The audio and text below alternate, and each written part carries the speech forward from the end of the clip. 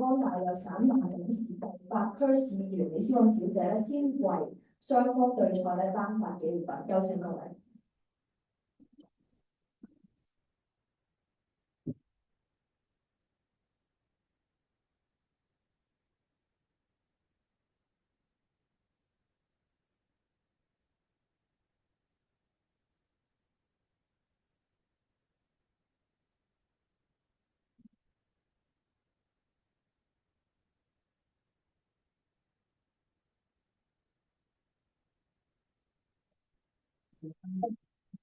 我嘅辯論隊啊，中文國會㗎嘅即係我自己都好感動啊！一個 alumni，一個前嘅辯論員，我都覺得好多年啦，我冇睇過中文辯論比賽，我都話辯論，所以咧我都知道 OCD 由最全盛嘅時候32隊，去到得返4隊都唔夠嗰個好艱苦嘅情況，到今時今日，終於咁多年之後咧，又見到起碼有啲嘅友誼賽啊，去復興返，咁希望咧之後每年都會見得到更多嘅比賽啦，咁亦都係即係鼓勵兩方面嘅兩間學校嘅朋友啊，真係要繼續努力喎，你嘅傳承呢個廣東話粵語嘅文化，多謝晒，多謝好榮幸 ，thank you，thank you。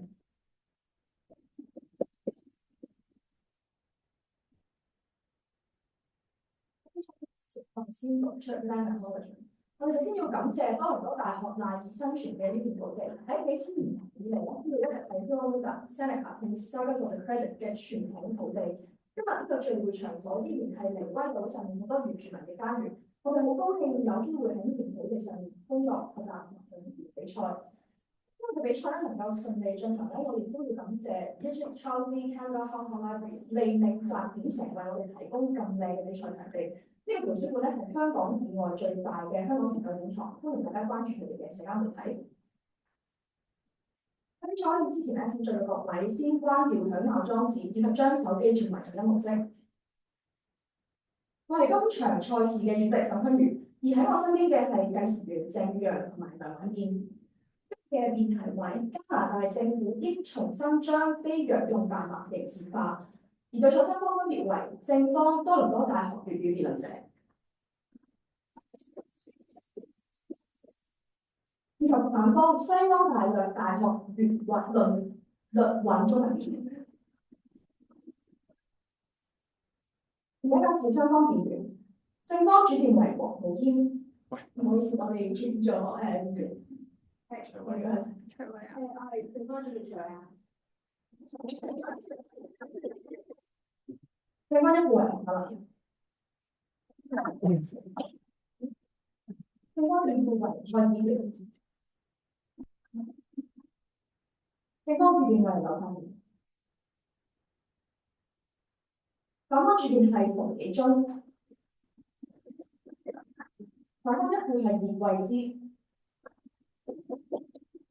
反方二副係舒朗生。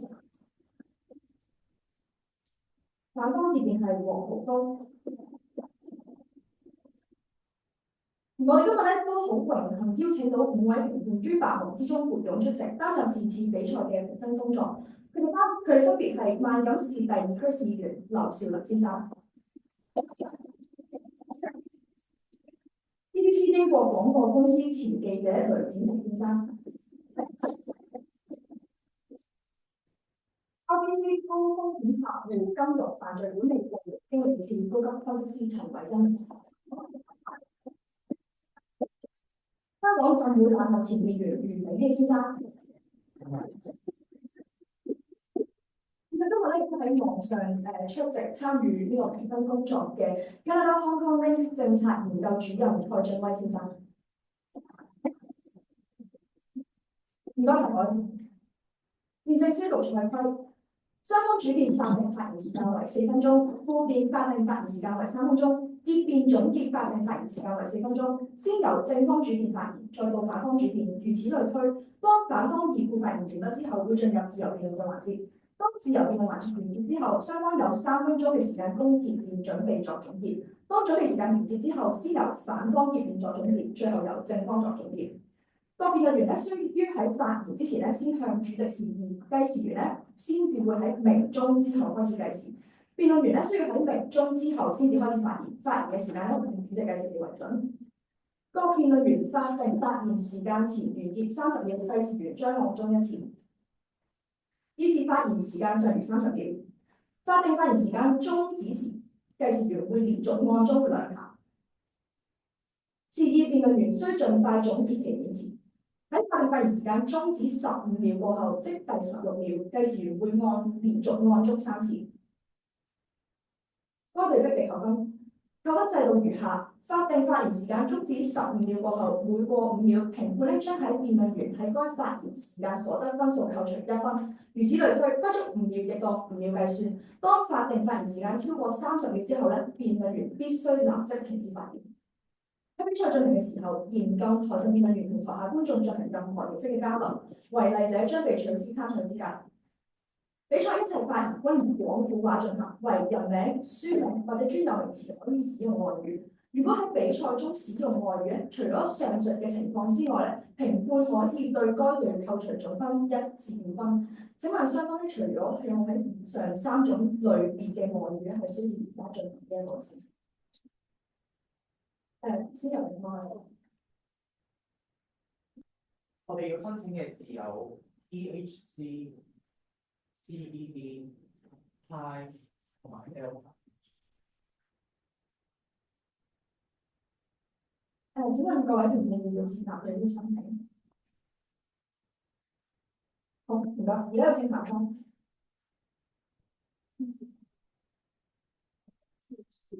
好。台上辯論員只可以攜帶文具、水同埋不大於16乘10公分嘅演講卡上台，其他物品均一切當為人品類。任何發言不得作人身攻擊或者任何誹謗。請問對賽雙方對賽規定任何疑問？如果冇嘅時候，我哋而家先請由正方主辯進行示威。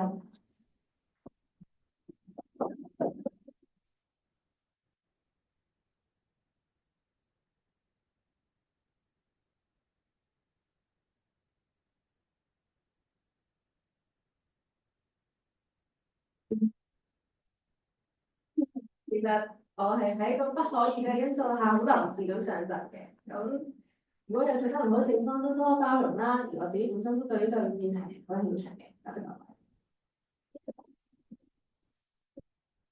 跟住落嚟，我請反方主辯進行示威。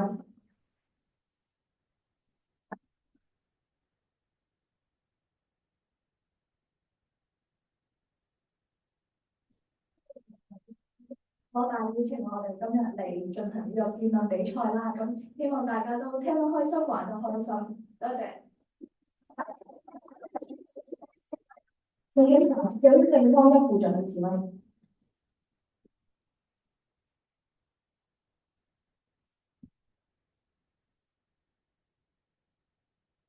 示威，好多謝西安大律大學嘅同學都肯接受我哋嘅邀請啦。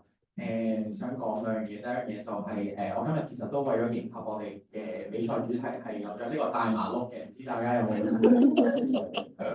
咁我哋都有一啲人物都係好識，但係佢哋冇大麻，即係冇大麻喺入邊，應該唔使擔心。第二樣嘢就係其實我而家喺多倫多大學都有讀一科course 係都係關於佢叫 cannabis the drug， 所以我都對大麻啲研究都好有興趣。如果大家有興趣去修讀呢科嘅話，佢係叫 PCL 218，所以 course 嚟嘅，有興趣可以讀。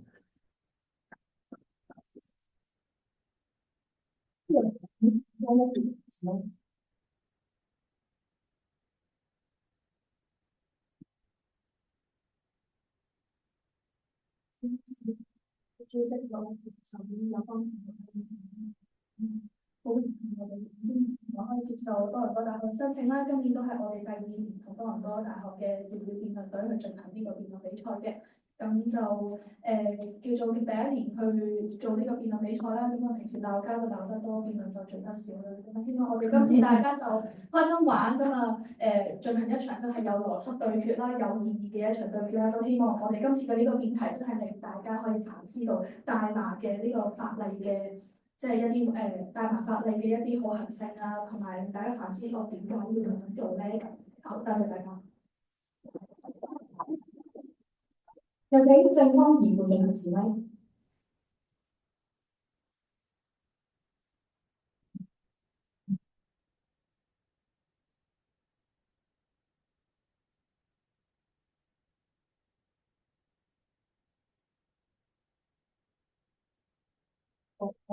咁多謝所有裁判同埋所有喺度參加同埋睇我哋呢個比賽嘅人啦。咁其實我呢個係我第二次打正式辯論賽，咁我第一次係打主辯，呢個係我第二次打啦，亦都係第一次打二副啦。咁所以一陣間如果講出啲咩程度我包容啊，都係就係咁先啦，多謝各位。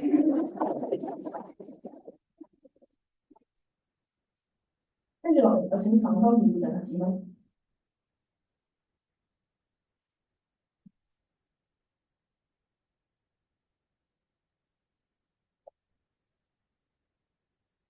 多謝你，多謝佢嘅邀請啦，我哋都好開心係咁可以呢個，都多謝各位評判，即係白雲高秋嗰個做我哋今次比賽評審，都好多謝各位觀眾嚟睇我哋今次精彩嘅比賽，多謝。跟住落嚟，請反方辯護人指問。反方辯護。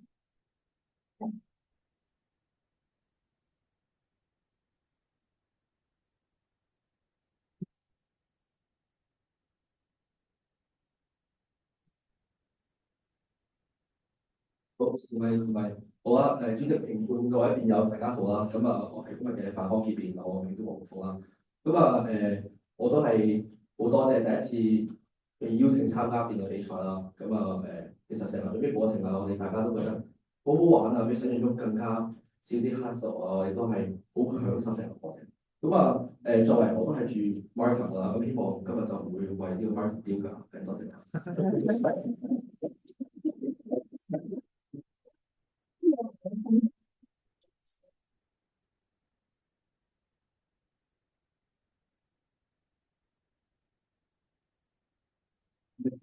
各位好啦，咁上年咧我就係打算有關於綠帽出軌嘅辯題一陣，3月23號。咁上年係講綠帽啦，今年我哋就講綠色嘅大麻啦。咁所以我覺得33號對我呢個，所以反正33號綠色對我嚟講都係好有意義嘅。咁啊，今次其實真係好多謝綠林中文電台接受我哋邀請啦，因為佢哋係真係好熱切地希望參與住辯論比賽，打兩隊出嚟啦。令到我係咁啊，非常之欣慰同埋欣喜若狂嘅。咁所以係咯，同埋本人今日可能有啲大麻嘅症狀，即係可能身體抱恙，希望有幫同學可能會係聽手啲，都係我。點解話結束比賽將於1分鐘後開始？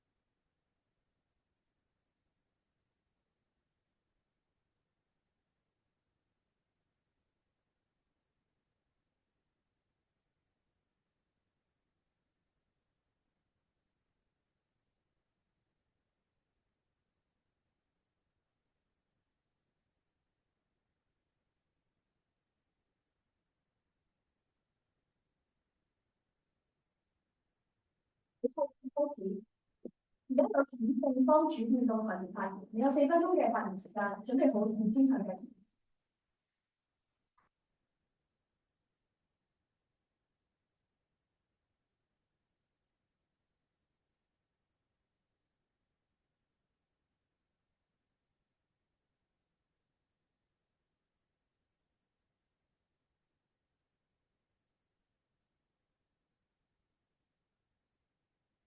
主席、評官、在座各位大家好，大麻嘅味道相信大家冇食過都定聞過㗎啦。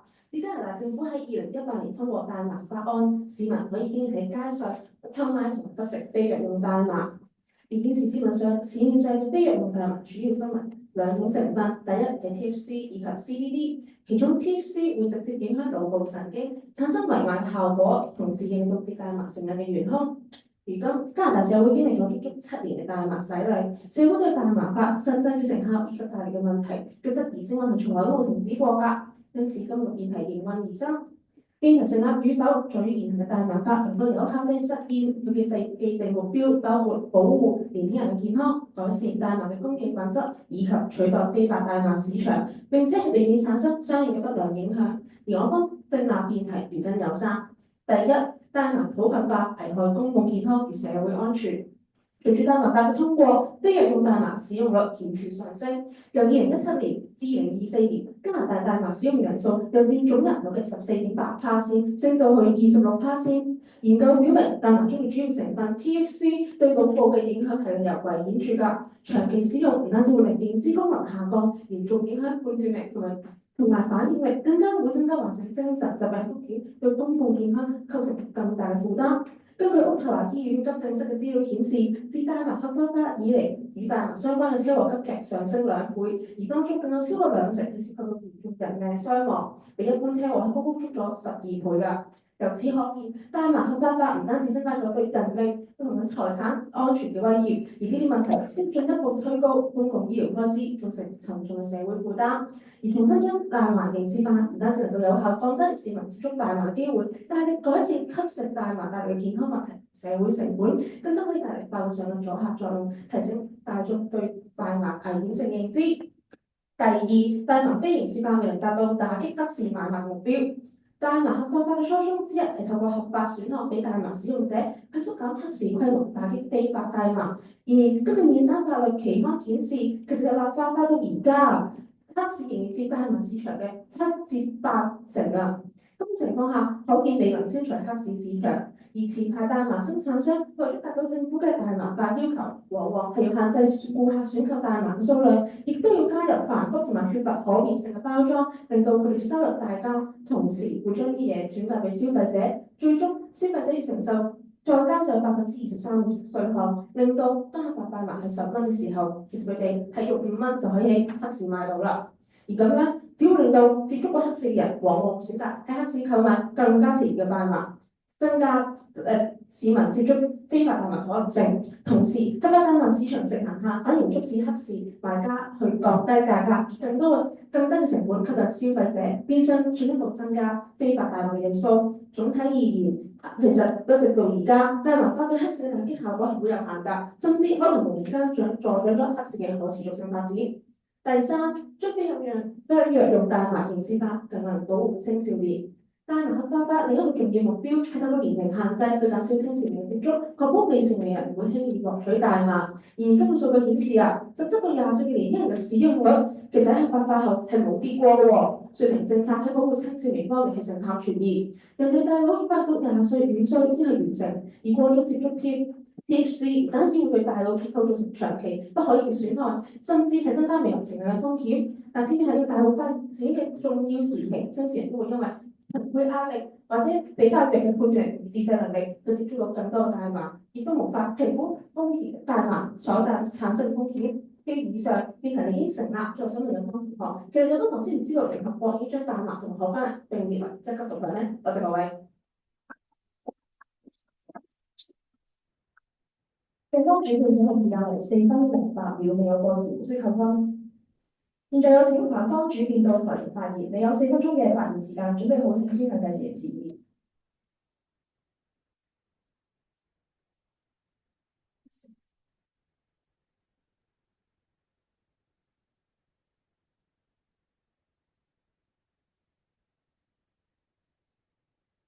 各位評審、各位辯友，大家好，我係反方一辯。今日我哋堅決反對加拿大政府應該重新將非藥用大麻刑事化。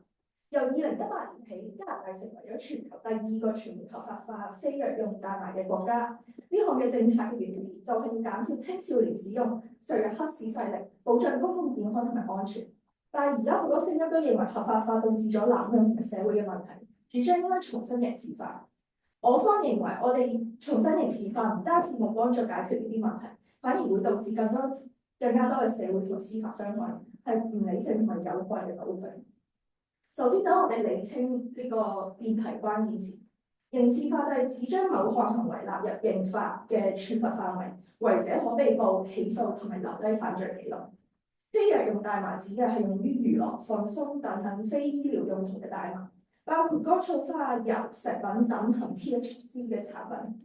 我哋今日要討論嘅就係咪應該將目前合法嘅大麻重新納入為刑法嘅處罰範圍。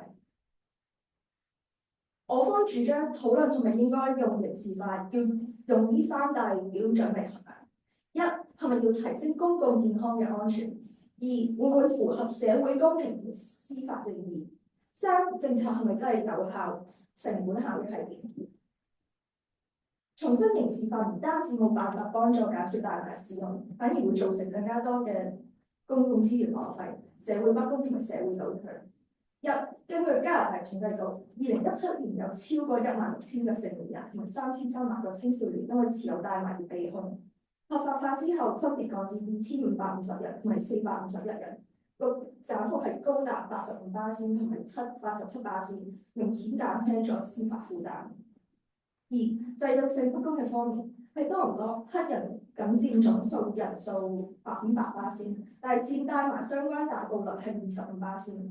喺渥太華同埋溫哥華都出現類似對於少數族裔過度執法嘅情況。重新刑事化等同於將呢啲群體再次暴露於偏見同埋不公平之下。三喺健康同埋安全方面，根據2018年加拿大物質使用與成癮中心報告顯示，因為大麻中毒導致死嘅風險係極低，甚至遠低於酒精、鴉片類物同處方藥。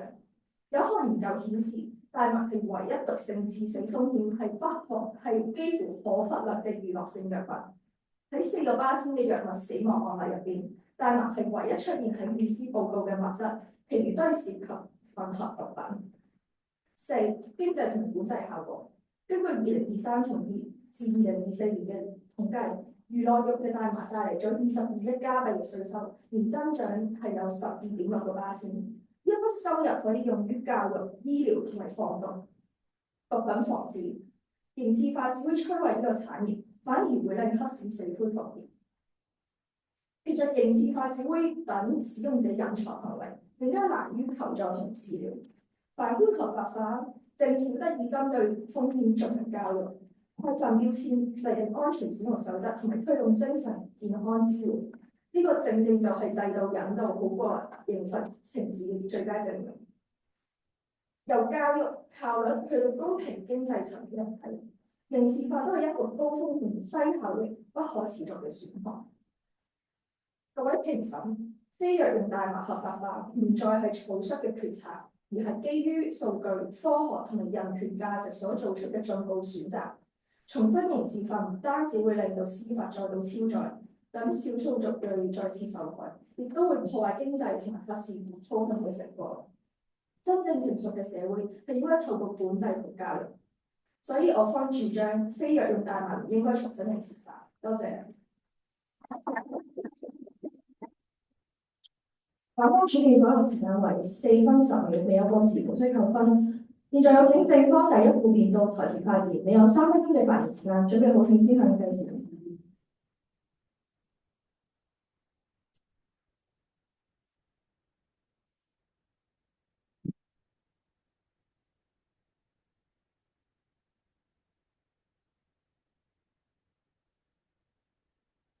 評判在嘅各位，大家好。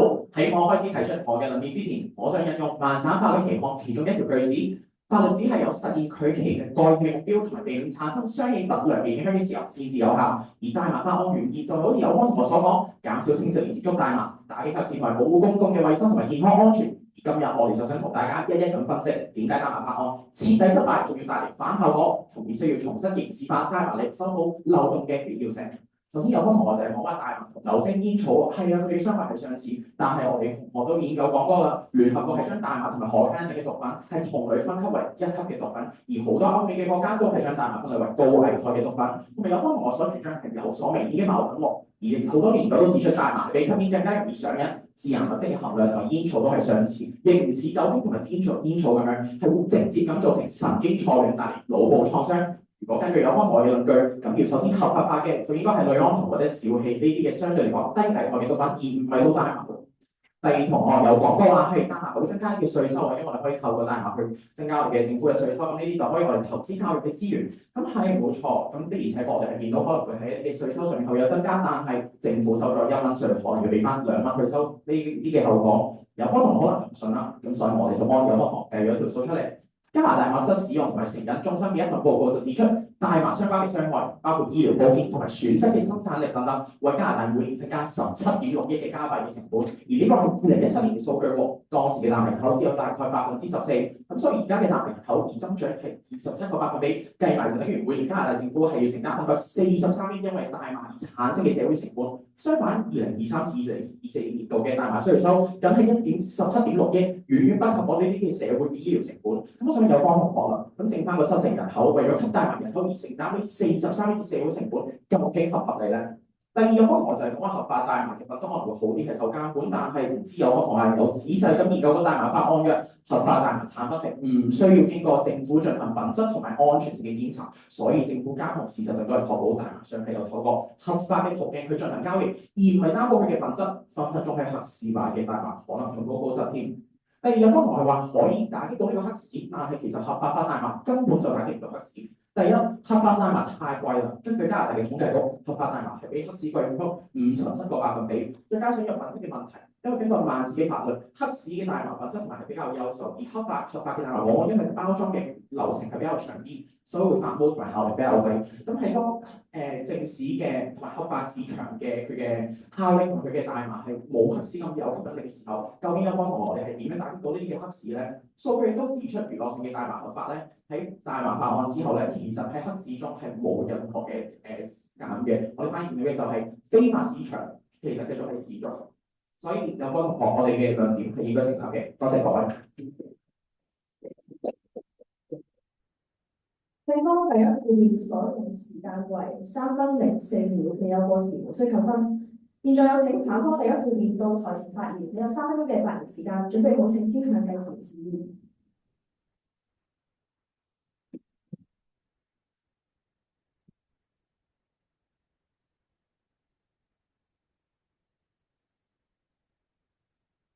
主席、各位評審、有方同學大家好。咁我哋見到有方同學提出嘅擔心就話啦，吸食大麻有好多禍害，但係我哋主編就已經答咗你。根據2018年度物質成癮中心報告顯示，因大麻致死嘅風險係極低㗎，甚至係遠低於酒精、鴉片類與處方藥等等。即使少量嘅大麻根本就唔會造成更加多嘅禍害。咁有方同學所講嘅精神禍害究竟係出現喺邊一度咧？原來係喺黑市市場出現㗎。大家都知道黑市入面嘅大麻都係從一啲高濃度嘅大麻入面提取出嚟，並且會混合咗啲其他嘅毒品，因此先會令包裝變得更加之靚、更加之優秀。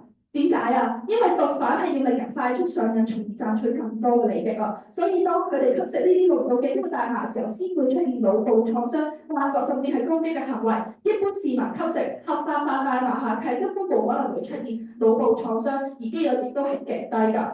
咁但係合法化大麻嘅現實係乜嘢咧？係將 THC 嘅含量降到每單位不超過10毫升㗎。咁無論係對於社會定係個人啊，佢都比起黑市嚟得更加之低㗎。既然完全禁止並冇辦法降低大麻傷害，係兩害取其輕嘅情況下，有方同學有更擔心我哋嘅社會公民健康狀況，咁點解唔用合法化呢個更加細影響嘅方案咧？其實我哋一般人就會認為合法化會遠遠增加吸食嘅人數，但係數據話俾我哋聽，其實唔係㗎。喺2018年合法之前，吸食嘅人數但係比起一直嘅增加，而係合法之後吸食嘅人數係並冇大量嘅增加，而係維持2至3%嘅增幅啊。咁我就想問有方嘅同學，呢啲係咪就係你哋所謂嘅大麻會令到更加多青少年同埋成年人可以接觸到嘅大麻食物咧？其次，有方同學就表示，大麻合法化係導致青少年嘅濫用率上升，對公共健康構成威脅㗎。有方同學提及到合法化後青少年嘅吸食率係上升，仲以此作為刑事化嘅依據。然而我方認為呢個因果關係根本就站不住腳，反而黑號顯示合法化係有助於監管與教育，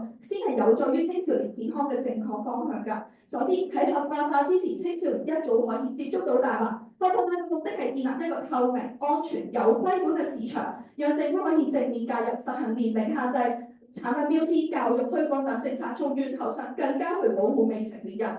反之，重新將大麻刑事化，淨係會將問題推返落地下，青少年不會一次停止吸食，反而會更加躲藏與逃避。咁我就想問有方同學啦，呢個係咪就係大家想要見到嘅結論咧？多謝。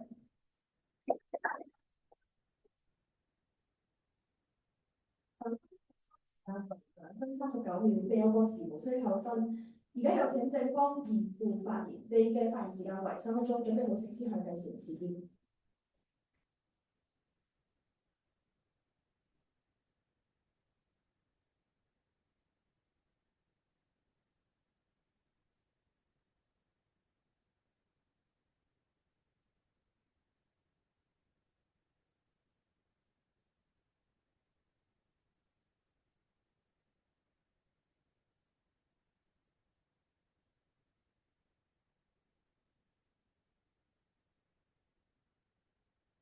主席、裁判在嘅各位，大家好。我有科同學，首先我哋要達成一個共識，即係其實大麻係對身體長期有害嘅。難道唔致死就係等於冇危險咧？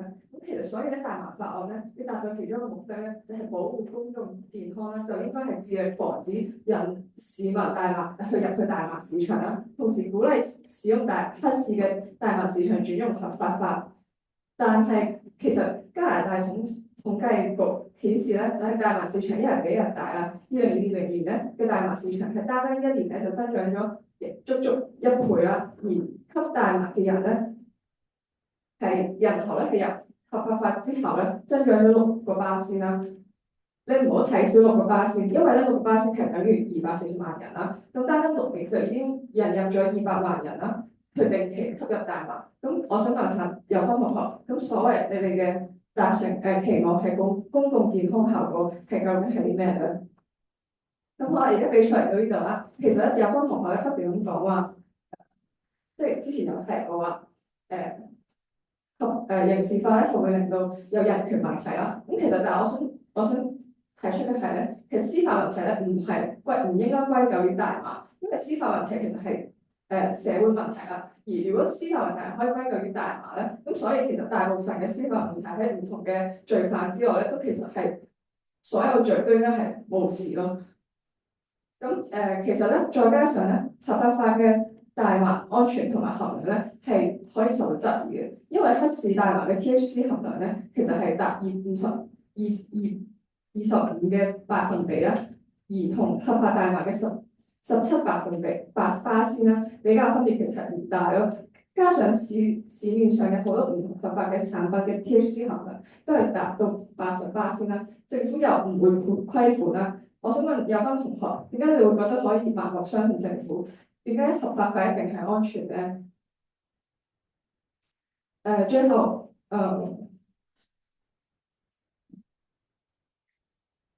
咧，我想講嘅係咧，就係我方咧就係想重新指明啦，出於使用大麻係會威脅公共健康同埋安全，增加醫療以及社會成本啦。第二咧就係大麻合法化不但沒有原先打壓黑市嘅效果，仲要令黑市大麻生意更加興旺啦。第三咧，大麻對青少年嘅負面影響咧，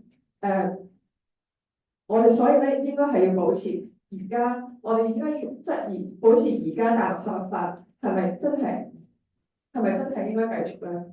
所以我方認為加拿大政府應該將非藥用大麻重新刑事化，而我方面係應當成立。多謝各位。正方第二副辯所用時間為2分58秒，你有個時無需扣分。而家有請反方第二副辯到台前發言，你有3分鐘嘅發言時間，準備好請先向計時示意。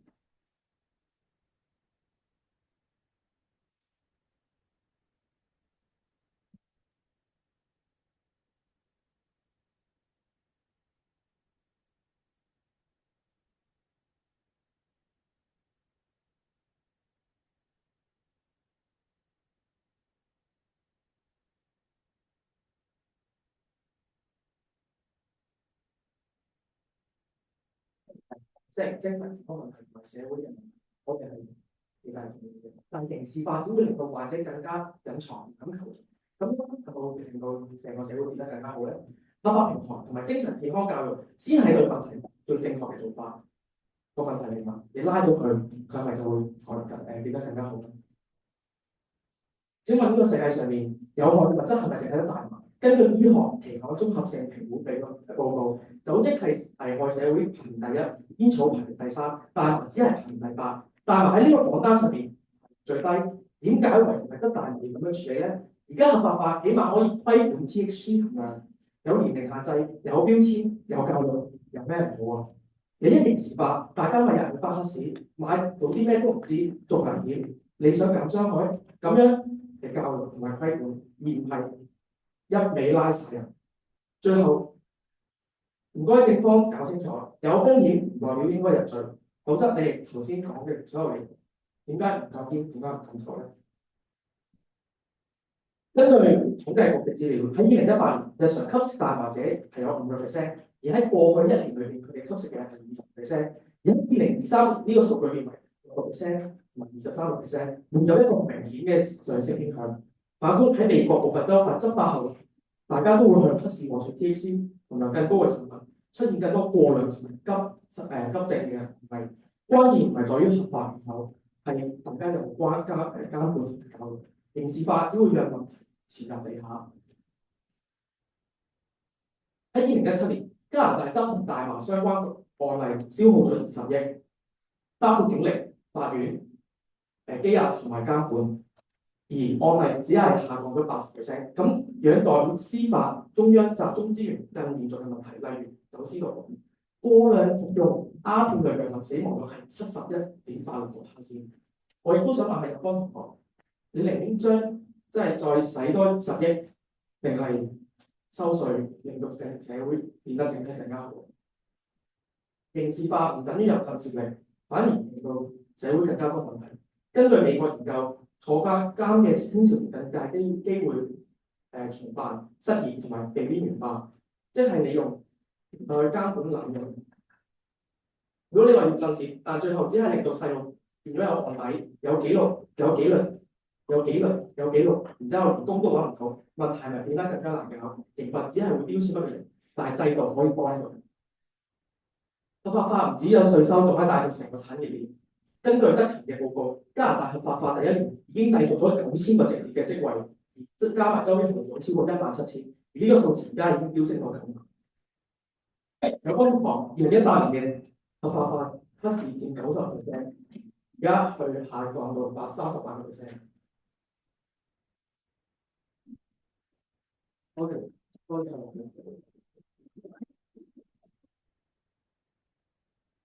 反方第2段所用時間為3分09秒，報告時無需扣分，但由於反方辯護喺發言中使用外語嘅聲，請各位評判自行決定喺分數上嘅總分扣除1至5分。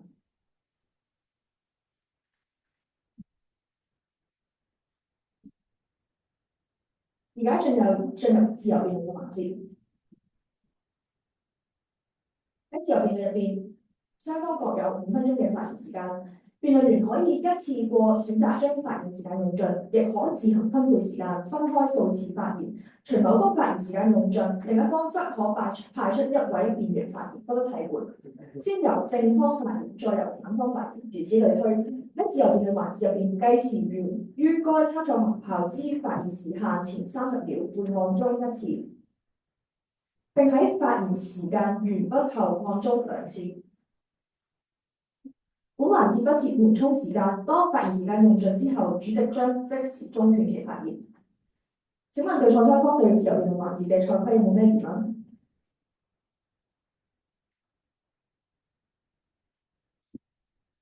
如果係老師，我哋麻煩工作人員可以處一處理咪嘅時間。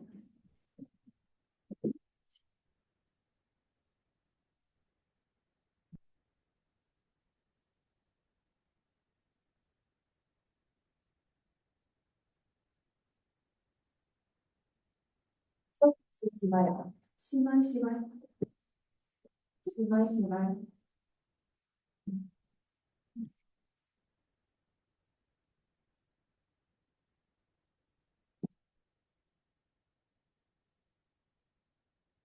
如果請對方先開始發言，準備好請先向你嘅前示點。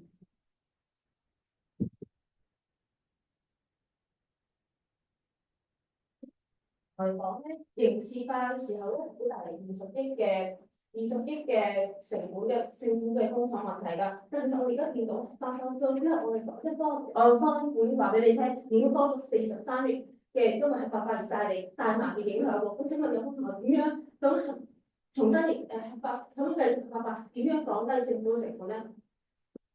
好，頭先我哋有方同學就提及到我哋嘅呢個大麻會導致呢個雖然會導致稅收會增加，但係同時都增加咗成本。但係我哋唔好忽略一個點，喺大麻進行刑事化嘅時候，有好多需要求助嘅市民，其實佢哋係唔敢於向醫院去求助㗎。而到大麻變成合法化之後，好多受到大麻危害嘅市民其實係願意去向醫療資源進行求助。雖然我哋嘅醫療成本係增加咗，但係同時亦都造福咗我哋嘅社會人群。喺呢度，我想重複再問一問正方二辯同學，你頭先就有講到話6%嘅上升係自從大麻合法化之後，但係所謂6%喺我頭先已經有講過，係2018年合法後每年增長2至3%，但係喺大麻合法前已經逐年增長1至2%。咁我想問有方同學，既然你哋認為政府不可信，咁大麻刑事化就可靠啦咩？已經講及咗呢個數據，但係有方同學係避而不談㗎，呢個可唔可以視為對數據進行選擇性不義咧？話大麻非刑事化係冇令吸食人數有啲反而上升，咁刑事化係咪達唔到目標咧？你都承認咗係依然有上升嘅趨勢。係大麻確實係有，即係所有毒品都係有上升嘅趨勢，但係我哋重申多一次，大麻嘅合法化係可以令到我哋管制教育，可以將所有大麻產品有標籤，所有都喺政府嘅監管之下。所有我哋好多嘢係黑市，其實一直每年都係逐漸下降。好似我哋嘅資料搜集，每年由90%跌到而家得返30%。黑市喺任何情況下都唔可能可以避免嘅。咁喺有方嘅主編咧有提及話，因為黑市嘅介入會令到我哋減低政府嘅稅收，但係呢個係矛盾緊喎，矛盾緊喎。如果我哋將佢重新刑事化嘅話，其實政府係完全冇稅收。政府冇稅收，但係冇稅收之後，我哋都減少醫療開支。咁如果唔係對我哋加拿大嘅經濟係好咗咧？咁我想問下有方同學，你啱啱話我哋可以用其他監管嘅教育模式都可以做得到嘅時候，咁我想問下，咁我哋係咪而家其實所有法例都唔使要㗎？咁我哋全部你去謀殺唔係冇問題，冇問題，唔使坐監嘅。咁我哋教育下冇60年都。首先啦，加拿大因為大創造咗400億嘅 GDP， 跟住亦都增加咗9萬幾個崗位。如果加拿大而家即刻取消大麻可以合法化使用嘅，會令到呢9萬幾個崗位同埋4萬億嘅 GDP 即刻完全摧毀，令到公共系統即刻癱瘓。咁我想問呢個係咪有方同學想見到嘅嘢？因為我有提及過係有產生呢啲 GDP 同埋工作啦，但係其實有方同學，我哋都見到可能係色情啊或者係其他行業咧，都可能會有一啲嘅帶嚟一啲經濟增長，但係唔代表我哋就係要保護呢啲嘅，因為佢哋就係正係影響我哋嘅公共健康。我哋公共健康係應該係政府嘅首要考慮，而唔係創造經濟嚟嘅。有方同學，我要重申，我哋嘅主編已經講過，大麻嘅危害性其實係遠低於酒精同煙草類及任何一切處方性藥物。咁我想問有方同學，咁係咪代表今日我哋嘅大麻其實係遠低於甚至你所講嘅色情謀殺？其實大麻嘅危害只不過係一群有正常家庭生活嘅良好公民，佢哋只不過係進行一啲娛樂性嘅吸食，係咪要令你哋講到咁娛樂咁誇大化？你哋係咪只不過係誇大其詞進行一啲情緒性發言咧？有方同學一邊話本質係教育大麻好重要，一邊同我哋講大麻其實影響力好低嘅。但有方直堅持大麻影響低嘅原因係咩？低至少都等於低危害咩？我哋而家喺社會上有好多會好有風險嘅行為，例如我哋食煙啊、飲酒啊，亦都講咗可能食垃圾食物啦。因為健康風險，點解嗰啲全部都唔會俾人禁止咧？因為健康風險係唔等於係犯罪行為㗎。我哋全部都係成年人有自己嘅選擇，唔應該佢有少少嘅健康風險就直接刑罰取消。係剛才有邊淨係講少少風險，我哋已經講咗話聯合國係列為咗大麻到1級嘅毒品啦。咁有方同學又係反駁唔到呢啲數據，又冇任何科學權威嘅根據可以話大麻其實係有效幫助健康，或者係甚至係會減低我哋健康風險，或者係對健康影響同吸毒或者係其他嘅系統等，或者係更加殘少。我想問有方嘅同學，我哋已經重申多次。世界衛生署並且加拿大公共衛生署已經強調咗，大麻嘅危害其實係遠低低於酒精、煙草等類藥品，就唔知道有方同學嘅數據就喺邊度而嚟㗎啦。咁啊，同埋我就想問有方同學，關於你哋所提及嘅大麻會危害公共健康，所以一直強調佢就要被禁止、被禁止。今日我哋嘅煙草類，甚至我哋行過一個汽車，佢揸過都會有廢氣嘅情況下，係咪我哋連揸車都要被禁止，唔可以再繼續揸車咧？同埋有班同學就一直喺度拉個辯題去健康呢個問題啦，咁我都想拉翻個辯題。我哋而家今日要衡量嘅標準就係呢個法律嘅有效性，佢係咪真係可以令青少年可以撇除到佢哋嘅危害，同埋減少公眾係使用大麻。我哋見到個趨勢就係青少年同埋公眾使用大麻嘅趨勢係冇減到，反而係有增加，即係等於對公共衞生健康嘅成本同埋健康嘅開支都係大咗，但係有班同學都係達唔到大麻法案係究竟係咪有效可以達到呢啲衡量標準？但係有方同學其實係忽略咗一個事實，就係喺大麻合法化之前，其實大麻已經係加拿大嘅青少年已經係全球入面使用大麻率最高嘅青少年群體㗎。咁喺呢個情況下，其實政府係因為根本冇辦法去管控，而從而為咗唔令青少年背負一啲無謂嘅職責而背負一啲無謂嘅刑事罪行，而從此去令大麻合法化進行一個更柔和制度嘅一個規管㗎。反之，你提及到話，如果嚴罰化嘅話，可以阻嚇青少年，但係當真正呢一班青少年其實根本就唔會因為有刑罰而去停止吸食大麻㗎。咁喺呢個情況下，甚至令到佢哋更加唔夠膽向佢哋嘅朋輩或者係佢哋嘅長輩求助嘅情況下，呢個係咪就係有方同學想要見到嘅局面咧？我哋而家見到有方同學嘅情況就係話，因為我而家管制唔到，政府管制唔到，所以就放棄索性合法啦，就俾所有青少年都可以接觸大麻啦。咁有方同學用呢個倫理嘅話，咁點解其實我哋唔應該係反而係增加多啲嘅開支，政府去投入多啲嘅資源去管制，去令青少年去避免接觸大麻，而唔係話因為我做唔到，咁所以而家就要放棄兩手放棄，令青少年去想任意接觸大麻。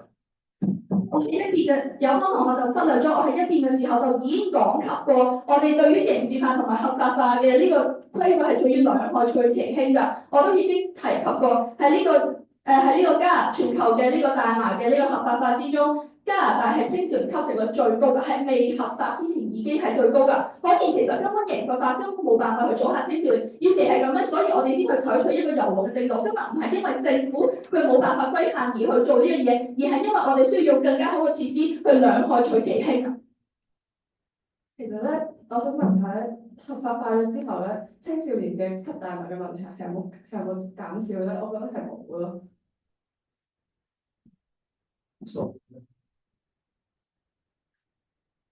我其實講過話，17至27歲嘅青少年及青年嘅尿別咧係冇任何嘅減少，15至17歲更加係維持喺20%喎。有不同學數據咧，有冇做過合法化之前嘅數據咧？合法化之前每年逐年提升嘅巴仙係幾多啊？同我就話俾主編話俾你聽，17至24年輕人先話係合法化之後冇跌過㗎。咁有乜度？你點樣幫到而家嘅年輕人咧？我相信你哋都做過研究，就係喺你合法化之前咧，其實逐年上升嘅，但係喺而家合法化咗之後，佢哋而家個巴仙就維持咗喺17.4%嘛，係咪啊？咁即係代表其實呢個政策已經係有效。維持唔係有效喎，如果你維持現狀而你係改善到現狀，我覺得就係冇效啦。你而家嘅政策同埋你嘅法案都係想去打擊青少年同埋保護青少年健康，咁保護青少年健康，我哋唔係應該要見到一個減少，而唔係就係見到佢維持現狀咩？之前就已經反方發言時間已經用盡，正方尚餘1分32秒，請派出嗰位議員用盡餘下時間。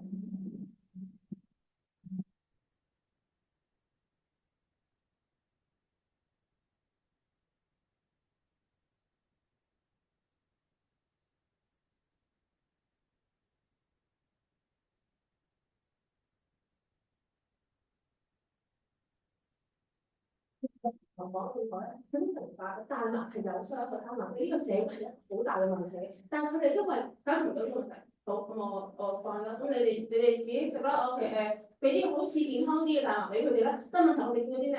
所謂俾咗健康啲嘅選擇，佢哋唔會揀嘅。佢哋會揀翻啲更加有害、更加犀利、更加平嘅黑市選擇。而啲點樣幫助到我哋而家嘅青少年去防止呢啲咁有危害性嘅毒品咧？有個同學講到話：哎呀少數群體因為呢啲咁嘅刑事法咧就會受到害，但係有個同學你聽清楚，執法嘅問題同法律本身唔係對等㗎。執法嘅改變同法律究竟有冇問題，唔係可以相提並論嘅嘢。我哋首先要明白就係我哋希望所有人都可以知道大麻嘅危害，而點樣執法係我哋用途討論嘅問題。而再者，我有工同有擔心，可能我哋一刀切斬斷咗成個 成個生產總值，咁我哋就傷害成個行業。但其實我哋要明白刑事法從來都唔係一次嘅一著刀斬嘅過程，我哋都係要逐步嚟，我哋可以逐步措施解決㗎嘛。呢啲唔係一次嘅問題，而我哋最後即係希望所有青少年減少接觸嘅機會。多謝。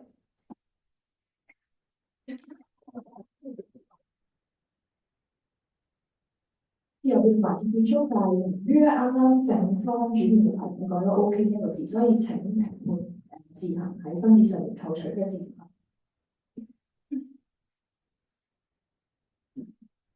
而家進入3分鐘嘅預備準備時間。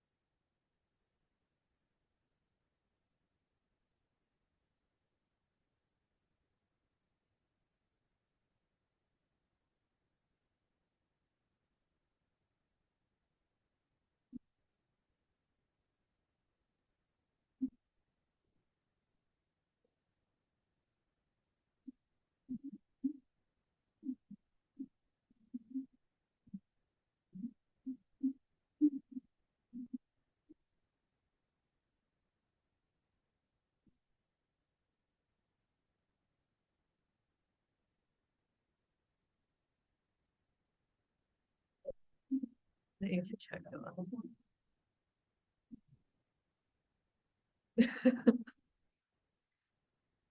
？OK，就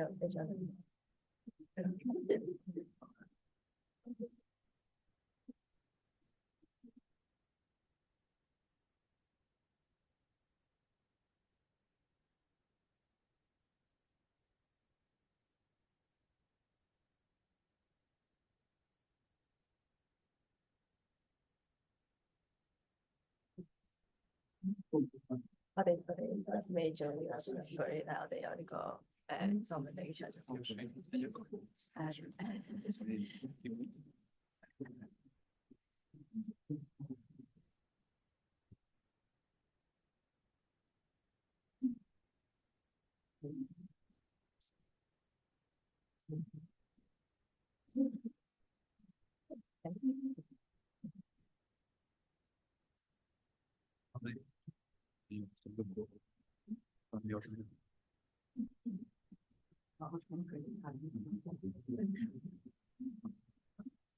輸咗咁樣。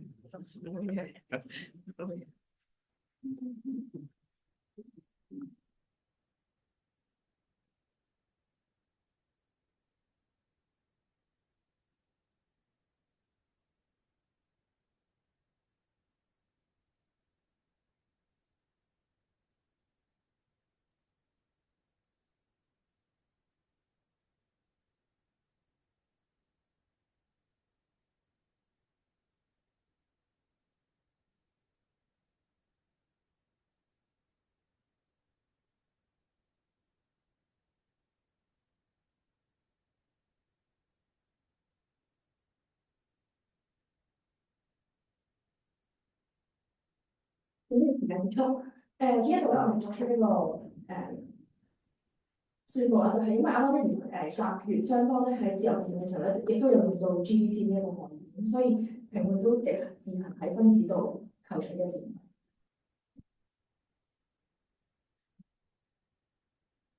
而家有請反方結辯作總結，你有4分鐘嘅發言時間，準備好請先向計時員示意。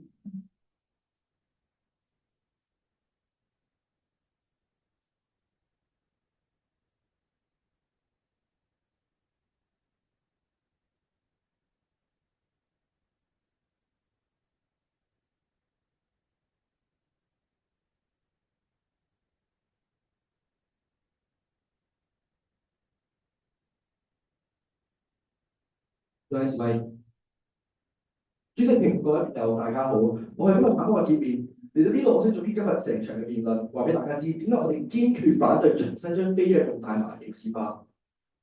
有方正強調大麻有風險，會影響健康，但係呢啲風險唔代表就係用刑罰去解決。我哋社會入邊有好多有風險嘅行為，例如飲酒、食煙、食垃圾食品，政府都係用監管、教育去處理，唔係用手扣。進食有健康風險嘅食嘅產品，唔代表犯罪行為。今日討論嘅係成年人喺法律允許嘅情況下使用大麻，並唔係販毒，唔係暴力，對方一句唔提刑事化會帶嚟嘅影響，淨係標籤使用者為罪犯，根本解決唔到問題。呢一點我一定要再講清楚，黑市係唔會因為刑事化而消失，反而會壯大。有方一直話黑市唔會消失，佢仲係有38%嘅人係選用黑市嚟購買大麻，但係已經有60%嘅進步啊！有同學係希望將嗰60%嘅進步重新打翻去變咗90%嘅。大麻合法之後，使用者可以喺監管有標籤、有成分檢驗嘅渠道買大麻，產品相對安全、交易透明，政府收稅，社會得益。但係如果重新刑事化，合法市場會即刻崩潰，用家唔會唔再用㗎，佢哋會轉翻落去黑市，轉去地下交易。而黑市係咩咧？係冇質量保證，成分唔明，有啲混埋其他毒品，幫派帳戶交易涉及暴力、勒索、走私，為咗躲避執法，加地轉去學校、後巷、社區，令更多無辜市民受害。咁樣嘅場景合法喺合法化之前，加拿大已經經歷過太多次啦。重新刑事化其實唔係政策修正，而係全面嘅倒退，將成個社會推翻入黑暗嘅環境入邊。重新建造有案警方要查人、捉人、舉報人，法庭要審、監獄要收，成個司法系統瞬間崩潰。警方要嘥時間捉啲原本唔造成社會威脅嘅人，仲要面對潛在暴力風險。法院審幾個審題啦，真正重要嘅案件排到排前。仲有數據顯示，以前刑事化期間最容易俾人針對嘅原住民、黑人、低收入社群，根本都唔係公平執法，而係制度性歧視。而我明顯有方唔在意呢一點。大麻合法化之後，大麻產業唔單止帶動咗成個經濟發展，而有方亦都一直避而不談，仲創造咗超過400億嘅全呢個生產總值，9萬幾個職位，政府攞到幾十億嘅稅收，全部都可以用翻去健康教育、醫療同埋輔導服務方面。我哋嘅社會唔應該可以放棄一個可以管理、可以監管、可以封鎖、可以教育嘅框架，換一個加深黑市、增加暴力、浪費公帑嘅制度。刑事化即係將所有資源打爛，推翻咗一條以前保護容易行出嚟嘅路。因為我哋反對刑事化，唔係話大麻冇問題啊，而係我哋知道刑事化係錯誤嘅方向，冇辦法真正解決問題，仲會帶來更加多嘅副作用。面對風險，我哋應該係管理、教育、制度優化，而唔係去用刑法去遮住問題，去化為其體。所以我堅定認為，加拿大唔應該行翻舊路，我哋要推動進步、推動改革，唔係推翻一個已經開始轉後嘅制度。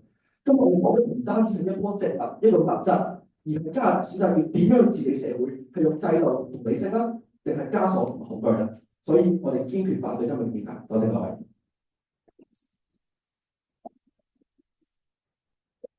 大家意見所用時間33秒，未有過時，無需扣分。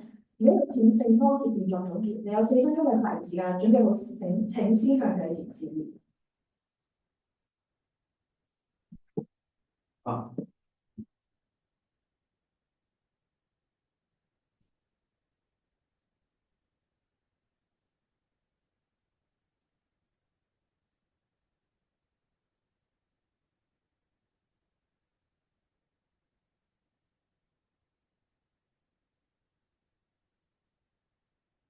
觀眾各位，大家難得齊集，多倫多市中心，希望大家有好好享受。我哋市中心首屈一指嘅地鐵系統，但市中心以外嘅朋友一係就搭巴士，一係咧就搭啲出入。講起車咧，我就想拎翻上一篇我印象好深刻嘅新聞嘅標題就係咁嘅。多倫多警方建議居民將車匙喺屋企門口，聽落好有道理啊！既然阻止唔到賊人，結果不如安全啲咧，俾佢攞完部車就走，至少可以減少財物損失。就簡單攞出一層，當所有人都將車匙放喺門口咁，賊人只需幾秒就可以拎走車匙，連屋入邊有人都唔使驚，風險大大降低，咁自然就令更多賊人願意冒險入屋爆先，車就可以幾十萬去買翻。但聯邦政府一個政策嘅錯誤，就令到我哋損失咗整代嘅年輕人。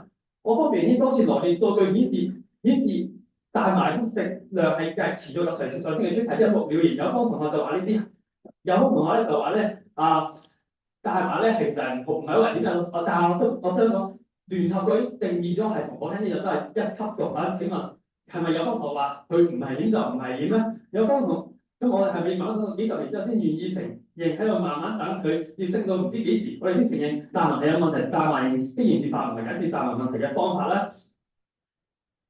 當大麻喺百利而無一害嘅時候，將大麻將大麻刑事法嘅係咪只係斬腳趾避沙蟲啦？我哋可以喺大麻刑事法下加強教育，同刑事法雙管齊下，而唔係只係教育，然後咧就放棄一切嘅司法制度。同入屋法師一樣，我哋要做嘅係增加啲圍攻巡邏同埋緝兇能力，而唔係俾賊人長驅直入。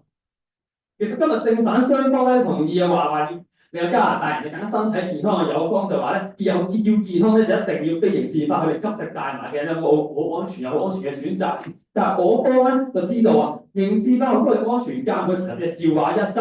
嗱，有方同學咧今日就搞唔清楚三個問題。第一，根據加拿大衛生部嘅指引咧，而家線上銷售嘅大麻係唔會受到監測同埋審查嘅，係實係缺乏執法嘅能力㗎。有方同學都識講啦，加拿大本身就冇足夠嘅資源去處理而家大麻問題嘅時候，咁我哋點樣可以追蹤到唔安全嘅大麻咧？多倫多市警話齋，我哋冇人去捉賊，咁你自己攞條鎖匙出嚟咯，自己管啲賊咯。咁有方同學係咪需要市民自己揸起大麻咧？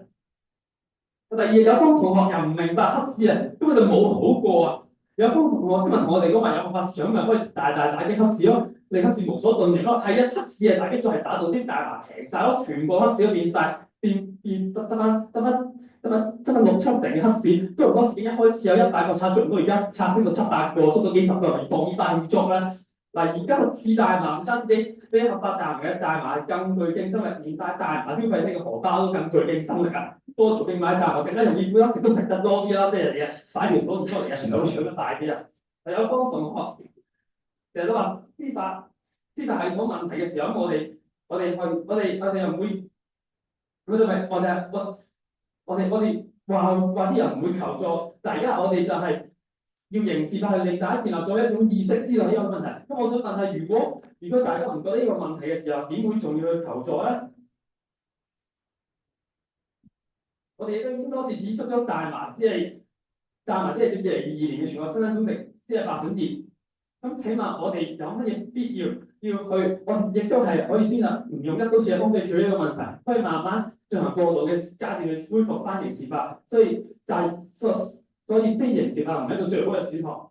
其實入屋爆竊嘅新聞咧，最深刻嘅人唔係有幾多次俾人偷咗廿一個，佢拆散咗屋企，一夜失去一切。聯邦政府而家將大麻合法化，最終咧就令到父母擔小朋友接觸大麻所造成嘅問題，唔單止係自己，更加係對無數家人同社會造成負面嘅影響。有同學認為呢種根據大麻所以開放大麻化，社會價值觀令大麻問題繼續肆虐，付出少少生活方方值唔值得咧？當出嚟不改嘅時候，我哋係咪應該撥亂反正迷途知馬，手打埋條鎖匙咧？因此，加拿大已經重新刑事化咗大麻。多謝各位。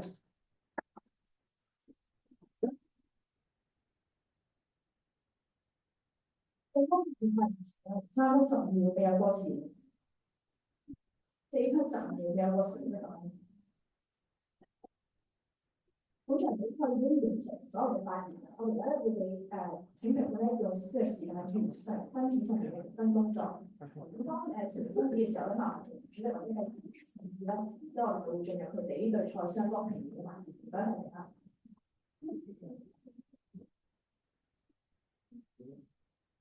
係，Sam 你好，如果一陣間你完成分子嘅時候咧，介唔介意咧將條 link 咧 paste 喺個 Zoom 嘅 meeting chat 嗰度，等我哋都可以將嗰個結果就上載上去俾主席睇。唔該晒。好啊，我而家我喺個 Excel 度入咗分嘅。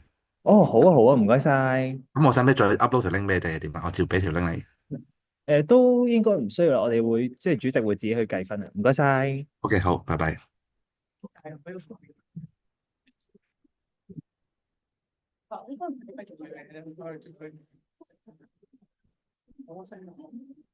我唔知要。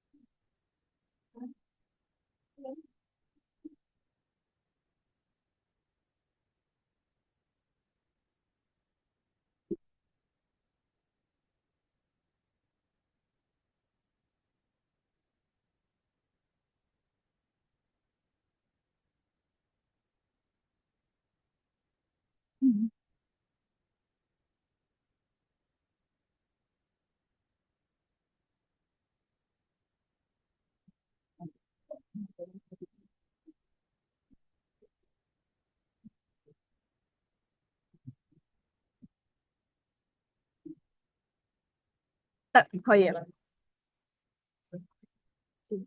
哦好，咁你係咪要錄啊？開麥噶嘛？未我哋開咗咪咯，佢未開。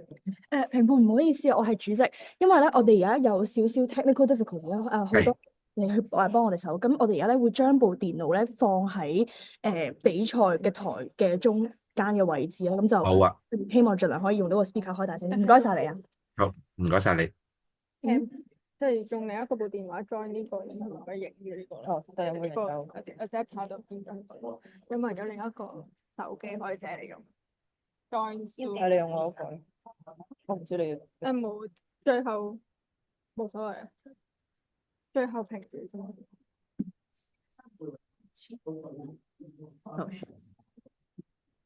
咁即係我哋嘅重點。應該邊個其實 send 嗰條 link 係 group chat。我啲分數入晒喺張分紙度可以噶咯，喺網上個 Excel 嗰度。OK，佢可以啊，係唔該晒。點樣整排啊？個鏡頭嗰啲係要繼續嘅。鏡頭應該可以唔係，如果我咁樣擺嘅話，應該係佢影到佢哋，所以冇問題。唔係，我哋可以另一個手機繼續影住，跟住呢個就掹咗佢，咁個 adapter 咪可以嗰個。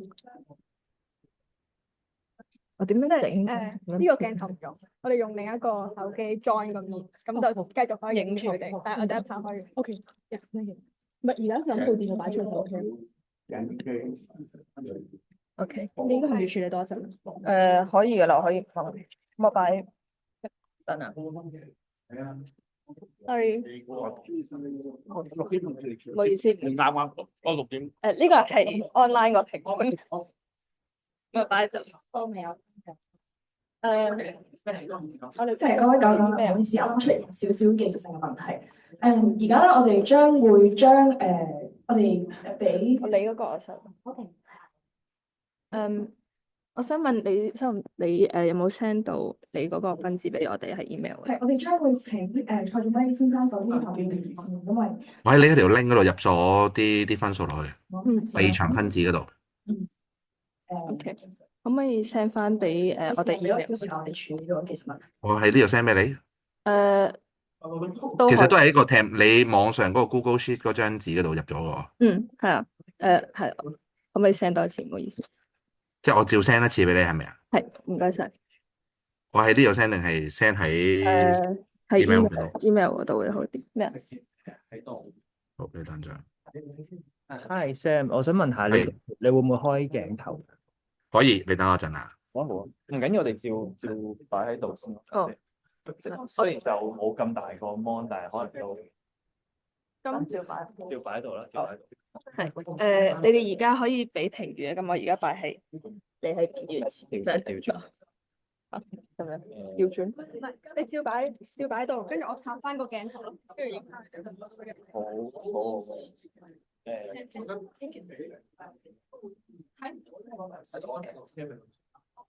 哦，我開咗鏡。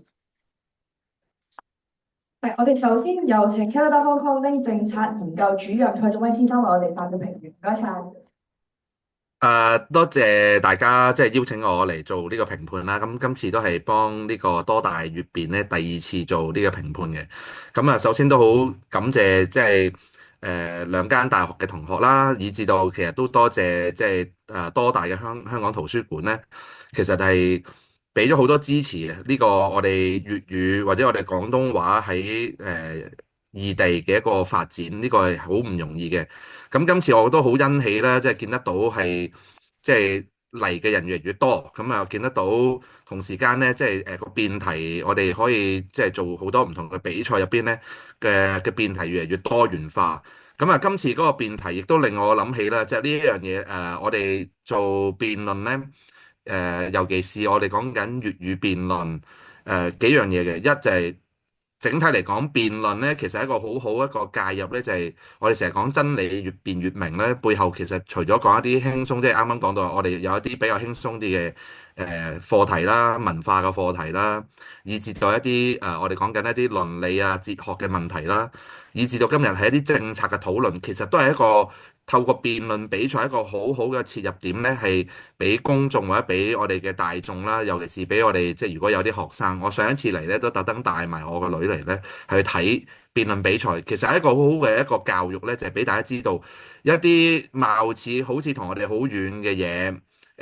好似好間接嘅一啲嘅課題，包括可能講一啲生死哲學嘅議題啦，以至到而家講政策一啲比較技術性啲嘅議題，其實都係透過辯論比賽咧，係用另一種嘅形式咧，係可以喺社區入邊咧推廣鼓勵更加多人咧去認識同埋參與緊一啲我哋自己生活上邊，以至到我哋社區發展緊嘅一啲嘅課題嘅一啲討論。咁今次呢個課題講緊大麻即係非藥用大麻重新合法化重新刑事化嘅呢個議題，其實正正就係一個好好嘅嘗試去做呢樣嘢。咁第二樣嘢咧，我都想去喺今次即係想去講少少分享咧，就係話粵語辯論咧同其他形式嘅辯論，我相信有一樣嘢係可以再進一步發揮嘅咧，就係話辯論有一個好荒謬嘅形式，但係今次我哋都見得到，大家可以咧喺辯論當中加到一啲輕鬆嘅一啲表達嘅方法，呢個係好嘅。而另一樣嘢，我都相信咧，就係粵語其實有一樣嘢就係我哋香港人或者廣東人咧講嘢特別絕核嘅。粵語其實有種個語調啦，以至到表達形式咧，可以有好多絕核嘅方法。即係你想象下，好似黃子華去講棟篤笑嘅時候咧，佢用一個嬉笑怒罵，即係好多時候我哋廣東話做嬉笑怒罵咧，係有佢一個獨到嘅一個方向同埋一個語調啊等等都係做得到，係一種唔同嘅形式嘅對比用其他語言。咁所以我都希望咧，即係展望將來見得到我哋喺多倫多嘅粵語辯論，其實可以再將即係廣東話呢個我哋香港人講嘢，即係挖苦啊、嬉笑怒罵啊、諷刺啊、絕核嘅講嘢方式咧，其實可以擺得到入去嗰個辯論當中咧，令到嗰個辯論唔係純粹將個議題轉咗個 language 咁簡單，而係亦都可以喺個辯論當中將本身嗰個語言嘅一啲嘅特色、文化嘅特色咧，都可以表現到出嚟嘅。咁啊，就住翻今日個題目咧，咁我見得到咧，雙方咧個辯論個策略上邊咧，反而係我覺得係去後邊多啲嘅時候咧，先見得到有啲更加明確或者更加好嘅策略咧，後邊表達到出嚟嘅。咁今次個題目我個重點係放喺重申呢兩個字上邊。我嘗試從一個政策研究嘅角度去嘗試講今日嘅辯題咧，重新刑事化呢個議題入邊個重申呢兩個字，其實係喺個政策研究入邊係相當重要一個字眼。佢表達緊嗰樣嘢就係話，其實大家頭先個辯論咧，去到後期就嘗試係擺翻落一個時間線，就係話，誒已經係合法化咗之後咧，帶嚟咗咩好處，而再拎翻走呢個好處會變成點咧？咁呢個講法咧，去到後啲嘅時候咧，反方嘅同學咧就見得到開始 develop 緊呢一個方向去講啦。咁呢樣嘢係好重要，就係話我哋講緊重新刑事化背後，其實亦都係一個政策研究嘅角度，就係話我哋唔可以抽空，純粹就係講翻合法化定係非合法化嘅一個問題。即係頭先個辯論咧，好大嘅主調咧，都係講緊刑事化定係非刑事化嘅好處同壞處啫。咁但係將佢放翻落一個政策入邊，已經合法化咗啦。時間冇得重新嚟嘅，個討論點應該係講緊合法化咗之後再刑事化，即係呢個轉折其實係重要嘅轉折嚟嘅。即係做一個政策研究角度就係，咦，你呢樣嘢合法化咗，突然之間你又刑事化翻佢嘅嗰個討論，同你純粹講緊佢應該係刑事化定係合法化咧？咁嗰個討論係有少少唔同嘅。咁而另外一方面啦，就住頭先個講法咧。換言之，個討論點係由重新刑事化背後嘅討論，就係話嗰個權衡當中，究竟係一個刑事合法化咗之後個效果達至唔到啦。咁呢個係大家一路都討論緊呢樣嘢嘅。咁個討論唔到嘅時候，其實係可以有好多種形式去再重新處理噶嘛。個處理係咪要即刻係重新刑事化，定係做一個政策嘅調整咧？定係啱啱講到話執法上邊嘅問題，而唔係政策本身嘅問題咧？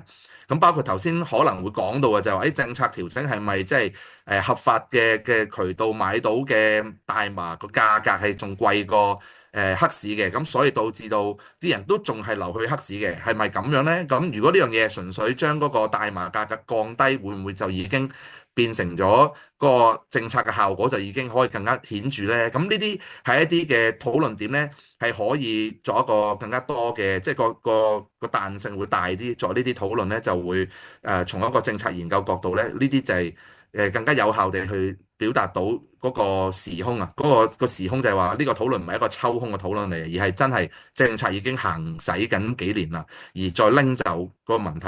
咁另外一個討論點咧，就係其實嗰個有效性。咁去到頭先大家都斟酌住一個有效性去講嘅。咁有效性咧，去到好後期啦，即係去到結辯咁滯咧，就見得到講緊個比例嘅問題。好多時候我哋講緊一個政策適唔適宜嘅時候咧，做唔做得好咧，其實係會睇個 evaluation 入邊睇緊，就話佢有冇達至到個初衷啦。咁有冇達至初衷呢個就係大家都斟住呢樣嘢去討論係最多嘅。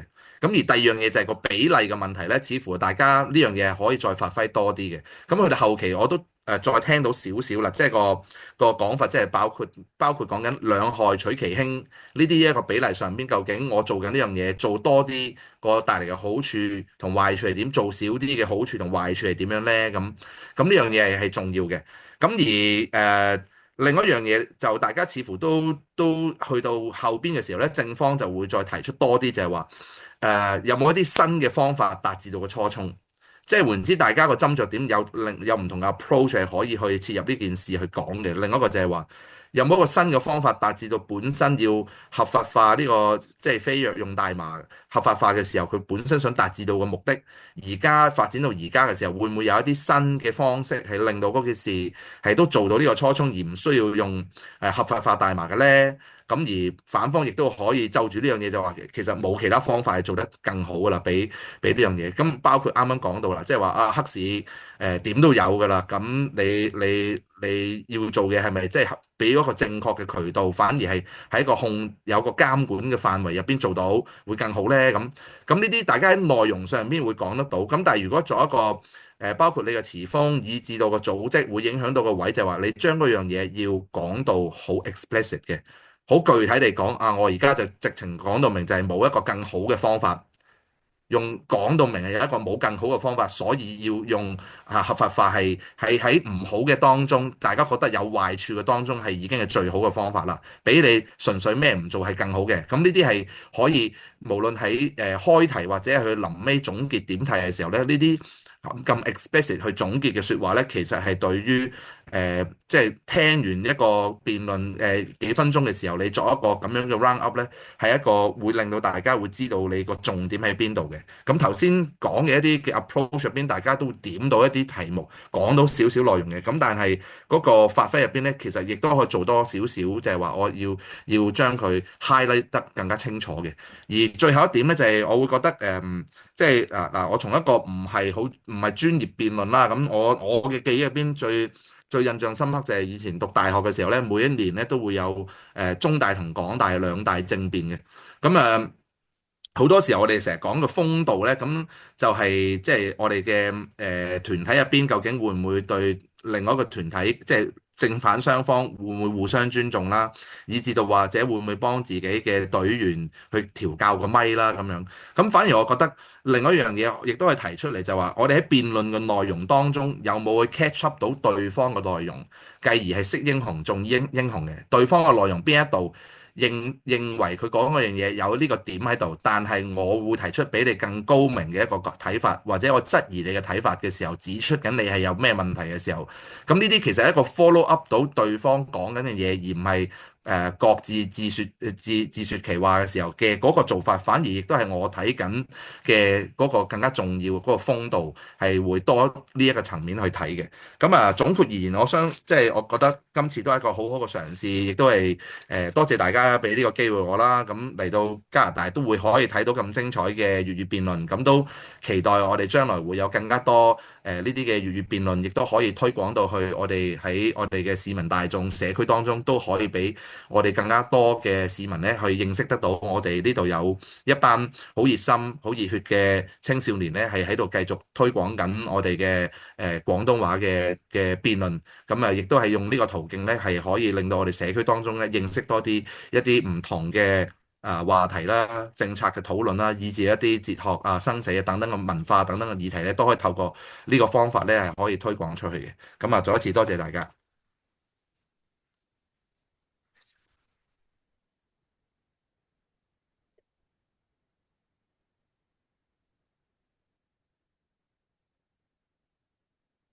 有一陣，我哋而家先有請劉兆倫先生為雙方作評語，有請。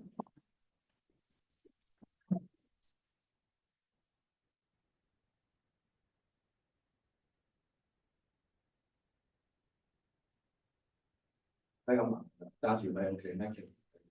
大家好，我係劉兆倫 Rich Lau，咁我係8級嘅事務員啦。以前都係 UOT 嘅教育生嚟嘅。咁前仗歌唱比賽比較多，今次就第一次辯論比賽。咁今日咧就係講呢個大麻合法化同埋刑事化嘅問題咧。頭先話有 market 嘅同學或者居民嘅同我同高年都有傾佢哋原來咧冇提及過萬錦市咧係禁止喺我哋嘅附例擺咯咧係禁止有大麻嘅 physical store 嘅。咁我哋都點解冇提呢樣嘢嘅咧？呢個都會有少少好奇。主席，我想問下咧，我係有幾多時間講嘅？當係3多5分鐘咁。譬如我哋喺市會咧，我都要留意自己有幾多時間講嘢。因為咧，我哋有幾多時間咧，我哋要揀講啲乜嘢，講啲咩重點。我哋講嘢速度要幾快，要幾慢。因為聽得出大家係因為今次咧係做咗好多功課。咁做咗好多功課咧，亦都好多嘅 data， 好多嘅統計，好多睇過啲 article。咁但係大家揀邊幾樣嘢 present 出嚟講嘅時候，有幾快咧？我覺得呢個都有一個好重要嘅。即係 presentation 方面，咁但係聽得出每一位上到嚟講嘅時候咧，你俾大家嘅感覺，你哋有冇信心啊？你哋嗰個大細聲好夠唔夠啊？咁其實俾人知道咧，你係究竟係喺呢個議題上面花幾多嘅功夫啊？你係最近先睇呢個議題啊，定係其實喺呢方面你哋已經研究咗一段時間？即係每一位上到嚟。你講你嘅嘢，大家係感受得到嘅。咁你有信心嘅話，你嘅氣勢亦都會更加好啦，亦都會冇咁緊張嘅。咁其實今日咧，我自己感覺啦，大家出現咗一個比較 common 嘅要講英文係咪要扣分？其實咧，又出現咗一個 common 嘅問題或者一個 issue 就係咧，大家準備好充足，但係同一時間咧，亦都有好多嘅篇幅，感覺上咧，好似大家好似唔夠時間去講晒你想講嘅嘢。咁變咗速率方面係變高嘅。咁點解咁講咧？如果你哋有睇聯邦省或者我哋市議會，我哋喺市政廳所謂辯論或者係傾議案咧，我哋係唔會咁樣講嘅。因為聽嗰個我哋仲會聽嗰個感受。如果譬如居民嚟到聽嘅話，如果我哋一兩組譬如好快咁講嘅話，你會覺得即係如果我好細聲聽，佢聽得清楚。如果我好大聲咁樣，我好似鬧人咁咧，佢又聽得又唔舒服，係咪先？可能你講嘢係啱，但係你嘅態度講出嚟咧，可能係太過 aggressive 咧，聽嗰個可能本來係 support 嚟嘅，但係感覺上咧，好似俾人鬧緊，所以佢就唔舒服。咁聽得舒服咧，都係一個好重要嘅嘢嚟嘅。咁所以有幾個重點咧，大家可以先記一記低。嗰個速度啦，嗰個停頓位啦，有時你有好多嘅嘢，如果你資料上或者你有個 punch line 有個金句，譬如講黃子華，你有啲嘢你覺得係 work 嘅話，你喺講嗰句之前咧停一停，然之後再講嗰個重點，咁大家就會記得你講嗰個金句嗰個 punch line。如果你係一輪嘴機關槍咁樣一路落嘅話咧，大家可能係記唔到你想 present 嗰個重點俾評判或者俾audience 咁樣係啦。咁頭先你都講個 tone 啦，個 tone 咧就係同你哋頭先嗰個信心啊，或者你有幾了解你嘅議題啊。我有幾位我唔即係單獨開名，但係大家都可能知道有好幾位嘅辯論員咧，一開始嘅時候咧個 good start， 開始去到中後段咧係 either 係緊張，或者可能諗唔到下一個 point 要講啲乜嘢，或者係即係諗緊，咁變咗開始 feel 到嗰個氣勢係向下滑嘅。咁呢個準備充足，同埋你對議題嗰個了解，咁你 make sure 咧就有幾位咧係講到最尾咧都係好有信心嘅。呢個係因為有時你講嗰樣嘢，如果係好有力嘅話，你個 data 係好好嘅話，但係你講出嚟唔夠氣勢咧，佢會嘥咗。如果你講嗰樣嘢係唔係好 make sense，佢唔係好強嘅一個 argument， 但係你講得好有氣勢、好有信心嘅話，有一半人會覺得你係講得啱，明嘅啲人就覺得好反感，所以都要小心。咁最終咧就我都 wrap up 就係想提一提大家，即係我想問下大家嘅，你哋參加呢個即係多大閱辯參加呢個辯論比賽嘅原因，你想大家諗一諗，去思考下。如果大家係想嚟玩下、鍛鍊下，係冇問題嘅。但係如果大家係有個心係想利用呢個平台去鍛鍊大家去譬如 public speech 啊，第時想做律師啊，想做議員啊，其實做老師啊，好多時候都會需要呢啲嘢嘅。如果你係從呢個方向去諗，我今日嚟唔係淨係去辯論呢個議題，我唔係淨係要贏呢個比賽，我係想利用呢個機會越嚟越喺 public speech 或者第時有需要辯論喺工作上需要用嘅時候嘅話咧，咁大家可以諗下喺嗰個頭先講嗰個 presentation 方面咧，點樣將你哋想講嘅嘢，大家聽得舒服，大家聽得咧覺得你係有開嘅，亦都唔會覺得好反感嘅。咁希望大家咧就繼續利用呢個平台磨練自己，將來可以繼續為我所用。所以我就講咁多啦，thank you大家。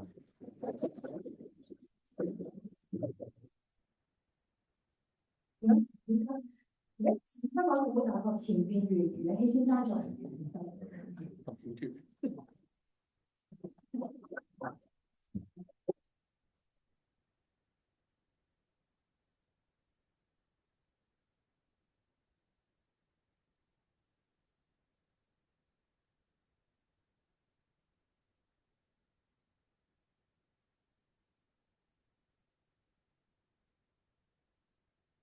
一年做咗2場比賽啦，呢2場我覺得都可以擺埋一齊講講嘅，咁就即係呢場我覺得大家個時間運用就理想啲啦，即係甚至會有啲奢侈啦，其實即係上一場係咁超時，但係今場我見例如反方1副同埋2副都仲有唔少時間剩咁，即係有啲咧又唔係好多啦，咁時間運用上係好咗啦。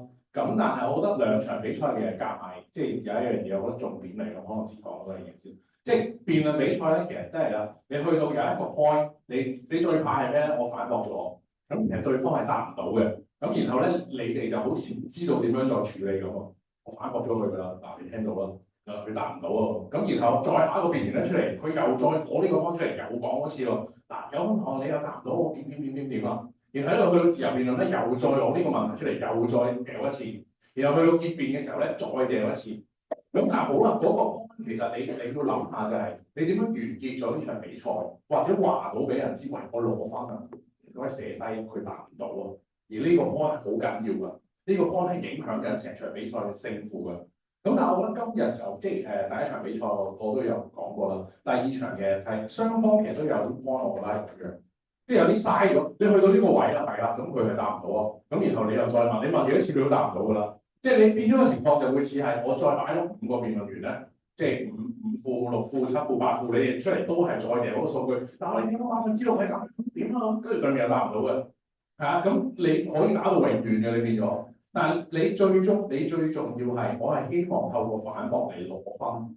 咁你點樣可以攞分？我覺得呢個係即係你哋要去諗下。佢答唔到，我係要嘲笑佢啊！我係同情佢，其實佢梗係答唔到啦，因為個數字咁樣擺喺度。如果我係佢，我都好難為啦咁樣。你係用咩方法 present 俾評判聽？哇！佢呢個幫搞唔掂。咁即係呢個，我覺得係即係特別係大家都叫有經驗嘅辯員，即係我覺得大家可以處理得好啲。咁呢度其實有啲引申咗一個問題就係如果你問我，因為第1場可能始終輕鬆啲啦，我可以。咁第2場咧，真係即係討論翻啲政策性嘅嘢嘅時候咧，就有少出事啦。出事嘅情況就係咧，其實有啲好平面咯，我覺得成個討論，即係你可以引申下其他嘅，例如類比下其他嘅社會政策，或者其他國家嘅情況，明唔明啊？即係你只係你哋太好多時間咧停留喺數字上面。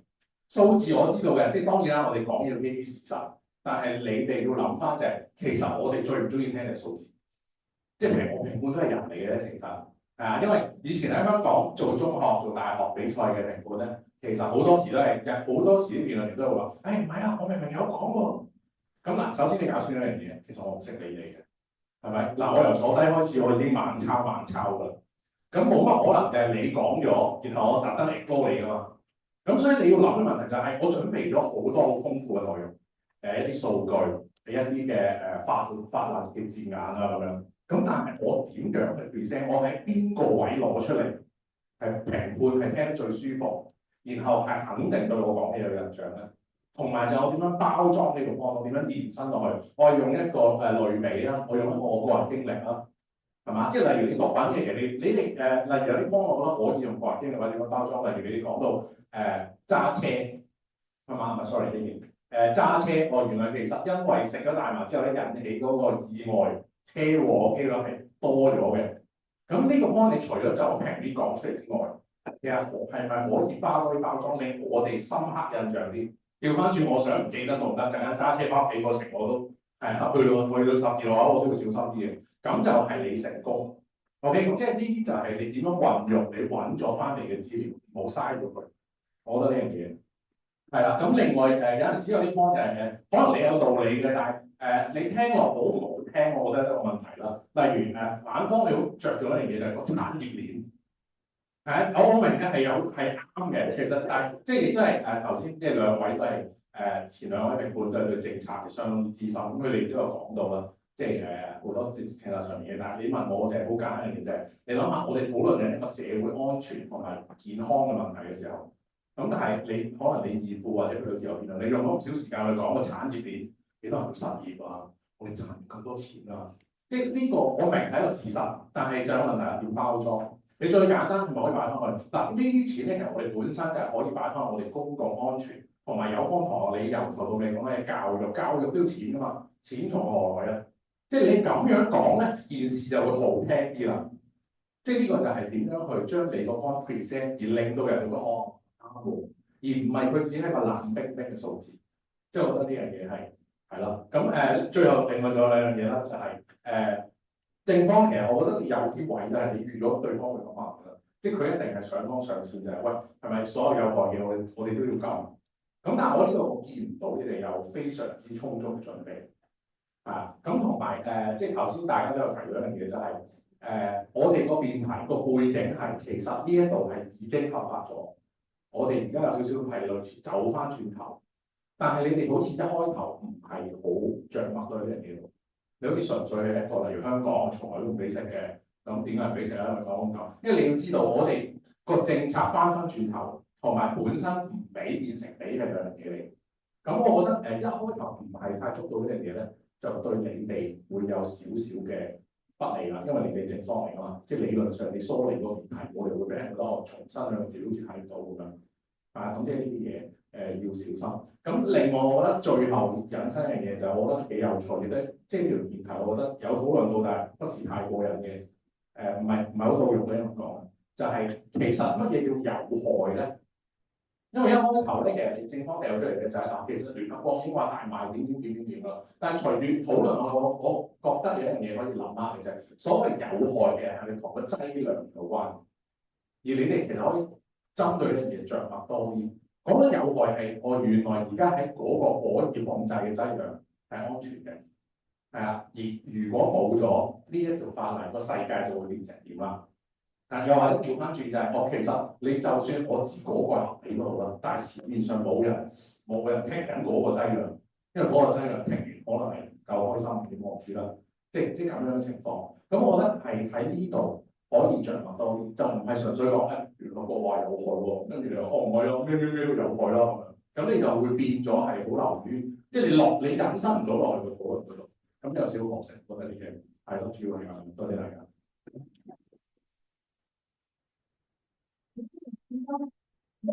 BBC 嗰個廣播公司前記者雷志強拉代言。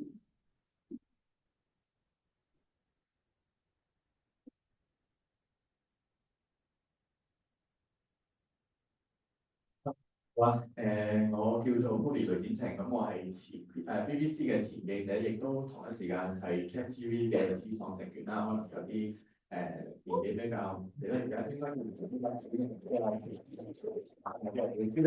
咁其實其實我之前咧亦都係喺溫哥華大學啦，咁我哋又做過電台啦，跟住又做過話劇啊，做過雜誌啊，唱歌比賽啊咁樣。咁所以咧好多謝大會今日咧就邀請我嚟做呢個評判，令到我再次感受翻呢個青春，同埋令到我完成晒所有喺加拿大嘅大學嘅廣東話嘅學會，我都好似有涉獵過咁樣啦。咁首先好多謝大會啦。咁我記得喺 CapTV 同埋喺 BBC 嘅時候咧，其實當時我嘅上司啦，佢哋都會不約而同地有一個共通點嘅，就係、CapTV 佢會話我要整一條片，咁呢條片用一句説話嚟講，唔好再多啦，因為喺一個3分鐘嘅片入邊，你根本擺唔到咁多嘅 message 落去嘅。咁所以你一定要知道究竟你條片係想講啲乜嘢。咁而 BBC 我嘅前上司咧，佢就會話 What's the headline today？ 咁呢個咧亦都係非常之重要嘅，因為我哋一定要好清楚知道我哋嘅主軸係啲乜嘢。我哋今日要討論嘅主軸係究竟係非刑事化定係重新非刑事化？呢個係相當之重要嘅。咁既然我哋而家喺加拿大，咁呢個辯題係加拿大政府應唔應該重新非刑事化？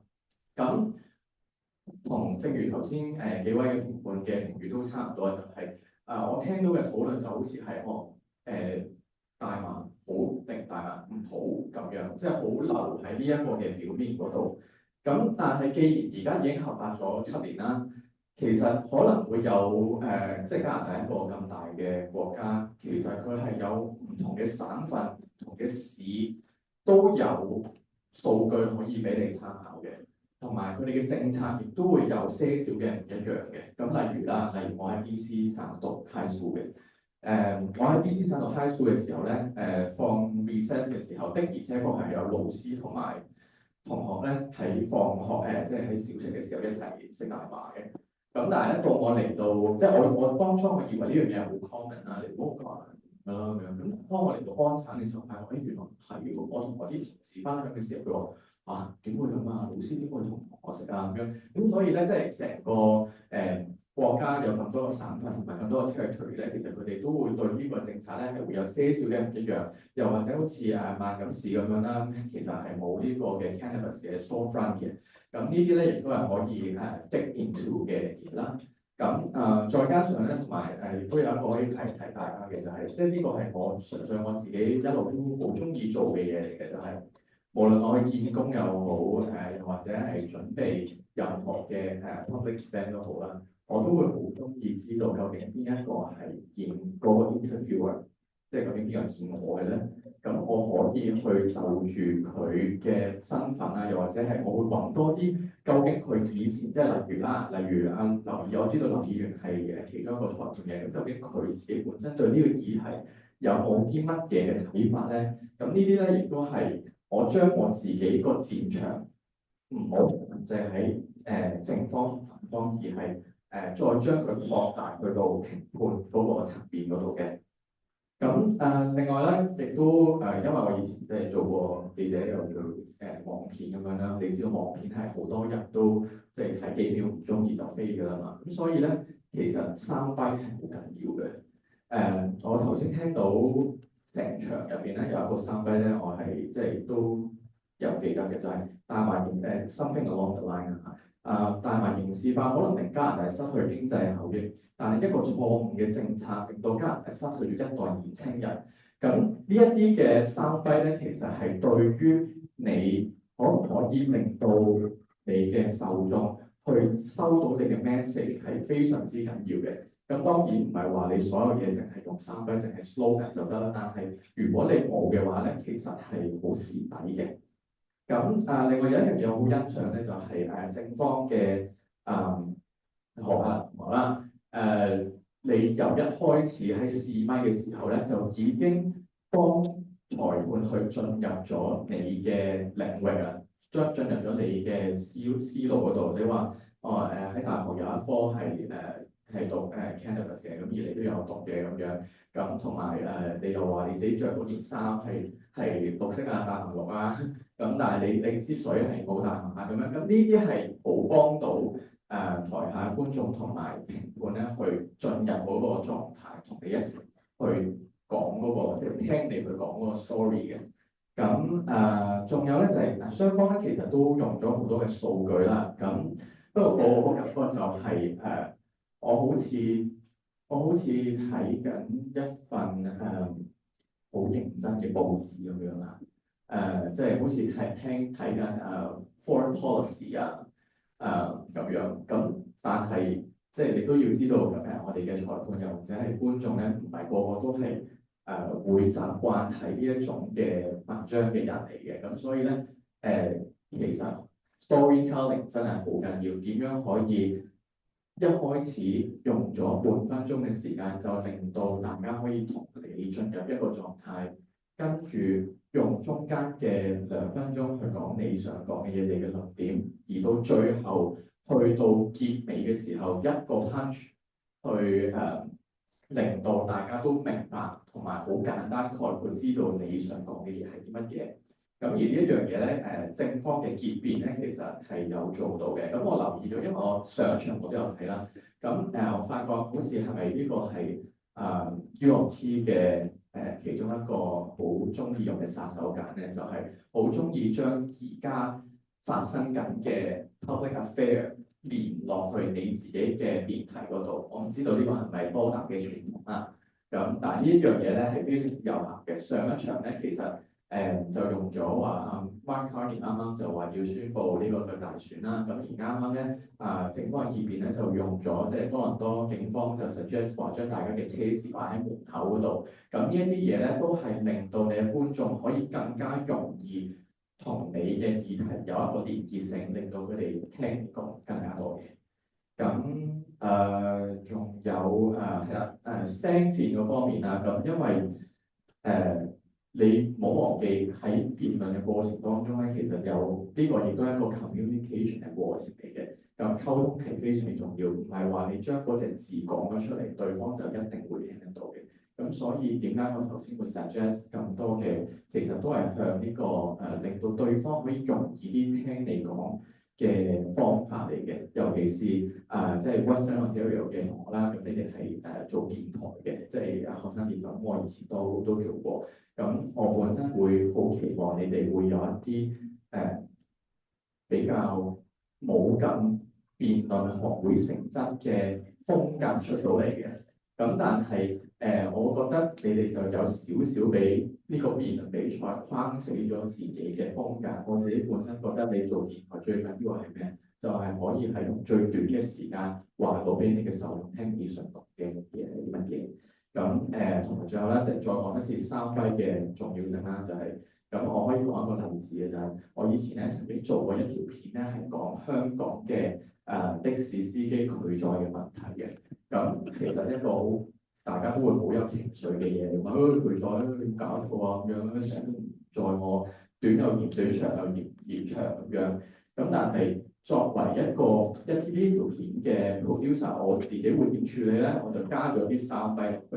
咁個3輝咧到而家今時今日我自己都仲記得嘅，就係佢唔載，我載；佢載，我不佢載；佢有佢載，我有我載佢。即係呢啲3輝咧，真係非常之有用嘅。咁我都建議大家可以花少少時間去雕琢一下，即係亦都參考下而家嘅 politician， 其實佢哋自己都有一個咁樣嘅傾向嘅。咁呢個係對於public communication 係非常之重要嘅。多謝大家。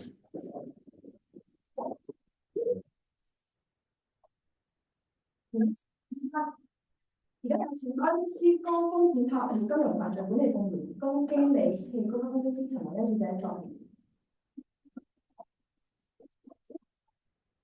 我係陳文欣。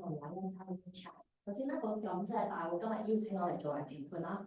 咁我其實咧喺好多年前打完最後一場安省大學嘅中文辯論聯盟賽嘅攞咗冠軍之後咧，我就已經冇再接咗個辯論，所以我今次可以重新翻喺個辯論場上面咧，我係非常感激同埋亦都非常之激動嘅，所以再次多謝大會。因為我嘅學術背景咧，其實都係同政策研究有關。邊度嘅而家嘅工作專業背景咧，就係同financial crime 有關。所以其實今日嘅辯題都係猜到我嘅所有嘅專業範疇裏邊。但係咧因為其實頭先我哋已經有好多學術研究嘅表表者啦，咁我就唔喺度太多嘅班門弄斧，咁我就將重點擺喺籠統咁講下呢啲辯論嘅技巧，同埋分享一下我以前辯論嘅經驗。其實首先咧，就係我有觀察到啦，雙方都喺 rebuttal 嘅時候咧，其實係不斷睇對方嘅，係好有氣勢咁望住對方去質問對方。因為其實你呢個係一個辯論上面嘅一個你嘅氣勢係一個好重要嘅事情。真係講嘅嘢係個內容係乜嘢係一回事啦，但係你有冇俾人感覺到係你係真係有嗰個信念感，你係知道自己講嘅嘢係有說服能力嘅。咁當然啦，呢種信念感咧係源自於究竟你做嘅搜集夠唔夠充分啦？你係咪真係已經可以預估到對方究竟會唔會有機會問出啲咩問題啊？佢嘅內容係咩？咁呢個就帶到下一個論點啦，就係自由辯論嘅時候咧，其實我覺得做嘅準備啦，可以係包括其實你可以寫好多卡字，準備咗好多好刁鑽嘅問題。咁唔太需要理會對方佢哋頭先上一條問題問嘅係乜嘢？就可以輕輕咁答。但如果你覺得佢問嘅嘢根本就係唔關事嘅，或者根本唔夠說服力嘅，咁你咪輕輕講出點出佢邊一度唔夠做得好，然之後就直接將你嗰個好刁鑽嘅問題拋出嚟。咁咧對方咧其實係好容易俾你殺個措手不及嘅。咁咧就好容易，只你擾亂咗對方嘅陣腳啦，咁可能你喺個辯論上邊咧就有好容易咧就入到位啦。咁咧同埋另一個方面咧就係你頭先做，我知道反方結語做嘅一件事，我覺得係非常應該值得帶出嚟提醒大家就係佢嘅短問短答係做得非常之好嘅，即係直接問數據啦，你唔需要同對方花時間話啊，你嘅數據邊度啱邊度唔錯，係冇必要嘅，因為正如我哋頭先評估都講到啦，即係太多嘅數據抌出嚟啦，評估都未必消化得到，尤其是啦，你哋自己都應該感受到，你哋講 percentage 啊 percent 咧係好奇怪，因為我哋香港人平時唔習慣會用百分比啊或者巴仙啊呢種字眼。咁所以咧，當你哋遇到呢啲比較唔熟悉習慣嘅用詞啦，其實有一次咧，你帶咗出嚟呢個數據就夠啦。之後應該點樣做咧？就係應該用一啲late language，例如話，總之呢題大過呢個，呢個係比佢高出幾多，即係你唔需要再不斷重複呢個實質嘅數字，因為咧評判同埋觀眾都未必已經吸收到，因為你其實講咗好多咩17啊、6啊、34啊、43億啊，係當然嘅就係。有 data 嘅 support 係非常之重要，但係呢件事咧其實可能係第一次帶出嚟講到呢個數字咧已經足夠，後邊你只需要提醒我哋，佢實質上係真係比佢多幾個或者少幾個，咁我哋就已經可以吸收到呢個重要嘅信息啦。咁咧嘅先我都寫咗好多，係有一個啦，另一個關於就係一個團隊嘅合作性。咁點樣可以顯彰到你哋有合作性咧？除咗係結變嘅時候啦，雙方嘅隊員嘅互相幫助大家去整呢個結變之外咧，其實一個可以做嘅方法咧就係你哋去rebuttal 嘅時候提出自己論點嘅時候，經常要 remind 評判我哋嘅隊員，我方隊員邊一位已經提出咗呢個論點。我哋可以繼續用呢個論點話俾你聽，我哋已經考慮過啦。我哋之前已經討論過呢個問題啦，真係可以將成個連貫性可以帶翻出嚟，等評判知道你哋係一條一個 team 嘅一個表現，而唔係各自去有自己嘅論點，然之後淨係各自負責自己嗰方面嘅嗰個説詞。咁最後我輕輕帶翻一點就係、是，其實我覺得咧正方嘅開辯係做得非常之好嘅。其實佢個關卡咧係畫得非常之好，我記得係有3點，就係、是、關於違法 public health 啦、打擊唔到黑市啦，同埋點樣 protect 青少年嘅。咁咧，但係咧我講出呢3點之後，我唔知你哋有冇可以再回翻一下頭先成段辯論賽裏邊咧。正方其實係冇就住呢3點去繼續做一個課落嘅，係你哋講出咗呢個3點啦，但係你哋冇話到俾我聽，咁究竟刑事化翻之後點樣可以做到呢3點咧？咁同樣啦，但係當然同樣，因為反方亦都冇將呢一個好大嘅問題挑出嚟啦，反而咧反方嘅開辯咧都係有少少咁嘅問題嘅。其中一個最大嘅問題就係提到話你將佢刑事化咗咧，就會可能造成 discrimination。呢個點咧係帶出咗嚟，跟住後邊咧都有幾次提到，但係冇任何嘅 elaboration。咁究竟呢個點夠唔夠強咧？係咪真係一個刑唔刑事化裏邊最大嘅考量咧？我覺得呢個係要再斟酌嘅。同埋其他前面評判都有提到啦，所以我淨係輕輕咁講，就係我覺得喺呢個重新刑事化上面真係好需要去討論翻。究竟以前有啲咩地方係做得唔好嘅？咁如果我哋今日要重提刑事化，咁究竟有啲咩係以前做得唔好嘅地方係可以 address 翻？咁如果你哋可以提到呢啲原來呢啲可以係被解決嘅，言之有理嘅，咁我哋其實評就覺得確實原來係刑事化翻係 work 嘅，咁我哋先可以支持到重新刑事化呢個辯題啊嘛。如果唔係，我就覺得有少少唔係好立證到究竟點解要重新刑事化？梗係因為同埋我都冇喺呢個辯場裏面聽到究竟刑唔刑事化點樣解決到頭先提出嘅一大嘅數據裏邊嘅事情啦，例如刑事化咗係唔係就可以即刻幫到青少年，係咪即刻可以調低大家吸食大麻嘅人數咧？即係我覺得呢啲方面有少少做得唔夠充分啦，同埋咧片面化係真係我覺得頭先評都有提到，即係其實。因為我同 financial crime 有關啦，所以我就會一路疑問，究竟係咪淨係關於 health risk 咧？究竟係咪一個大麻吸食對人類嘅健康係咪就係刑事化嘅唯一標準同埋考量咧？都唔通我哋冇其他需要思考嘅地方咩？其實反方已經有提到employment 或者 GDP 呢啲同financial 有關嘅嘢，其實 financial 一定係一個 policy 裏邊執行裏邊好重要嘅考慮。但係我覺得同樣係冇聽到太多嘅着墨喺呢度，即係唔夠講得多，反而提 discrimination 又唔提多啲錢嘅問題，我就會覺得考慮得唔夠全面化。所以我嘅少少嘅建議就喺呢度啦。咁頭先講咗好多，所以我就唔再重複。但係我想再一次肯定咧，雙方其實睇得出係落咗好多嘅心機落去嘅，做咗好多嘅 preparation。因為當 policy 唔係一個好簡單嘅單一嘅話題啦，所以已經好想肯定雙方今日嘅表現啊。繼續落去。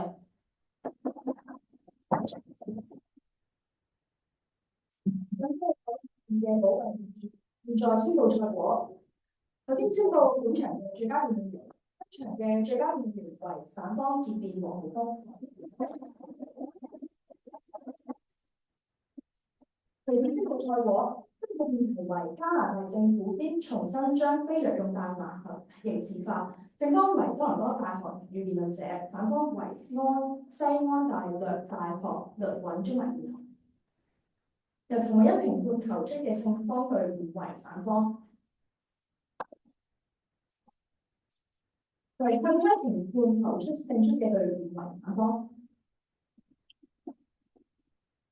由劉少麟評判投出嘅勝方嘅隊伍為反方，由盧曉彤評判投出勝出嘅隊伍為正方，由袁永欣評判投出嘅勝出嘅隊伍為反方。果1-4，換言之由反方西安大略大學律韻中文辯論勝出。比賽已經完結束，再一次多謝李永集影城提供場地，亦都唔該晒咁多位勞苦功高嘅評判，希望各位辯論員同埋台下嘅觀眾都享受比賽同埋獲標評多，期待不久嘅賽事，謝謝大家。好。我想問你會唔會想影張相啊？同啲辯員。好啊。好。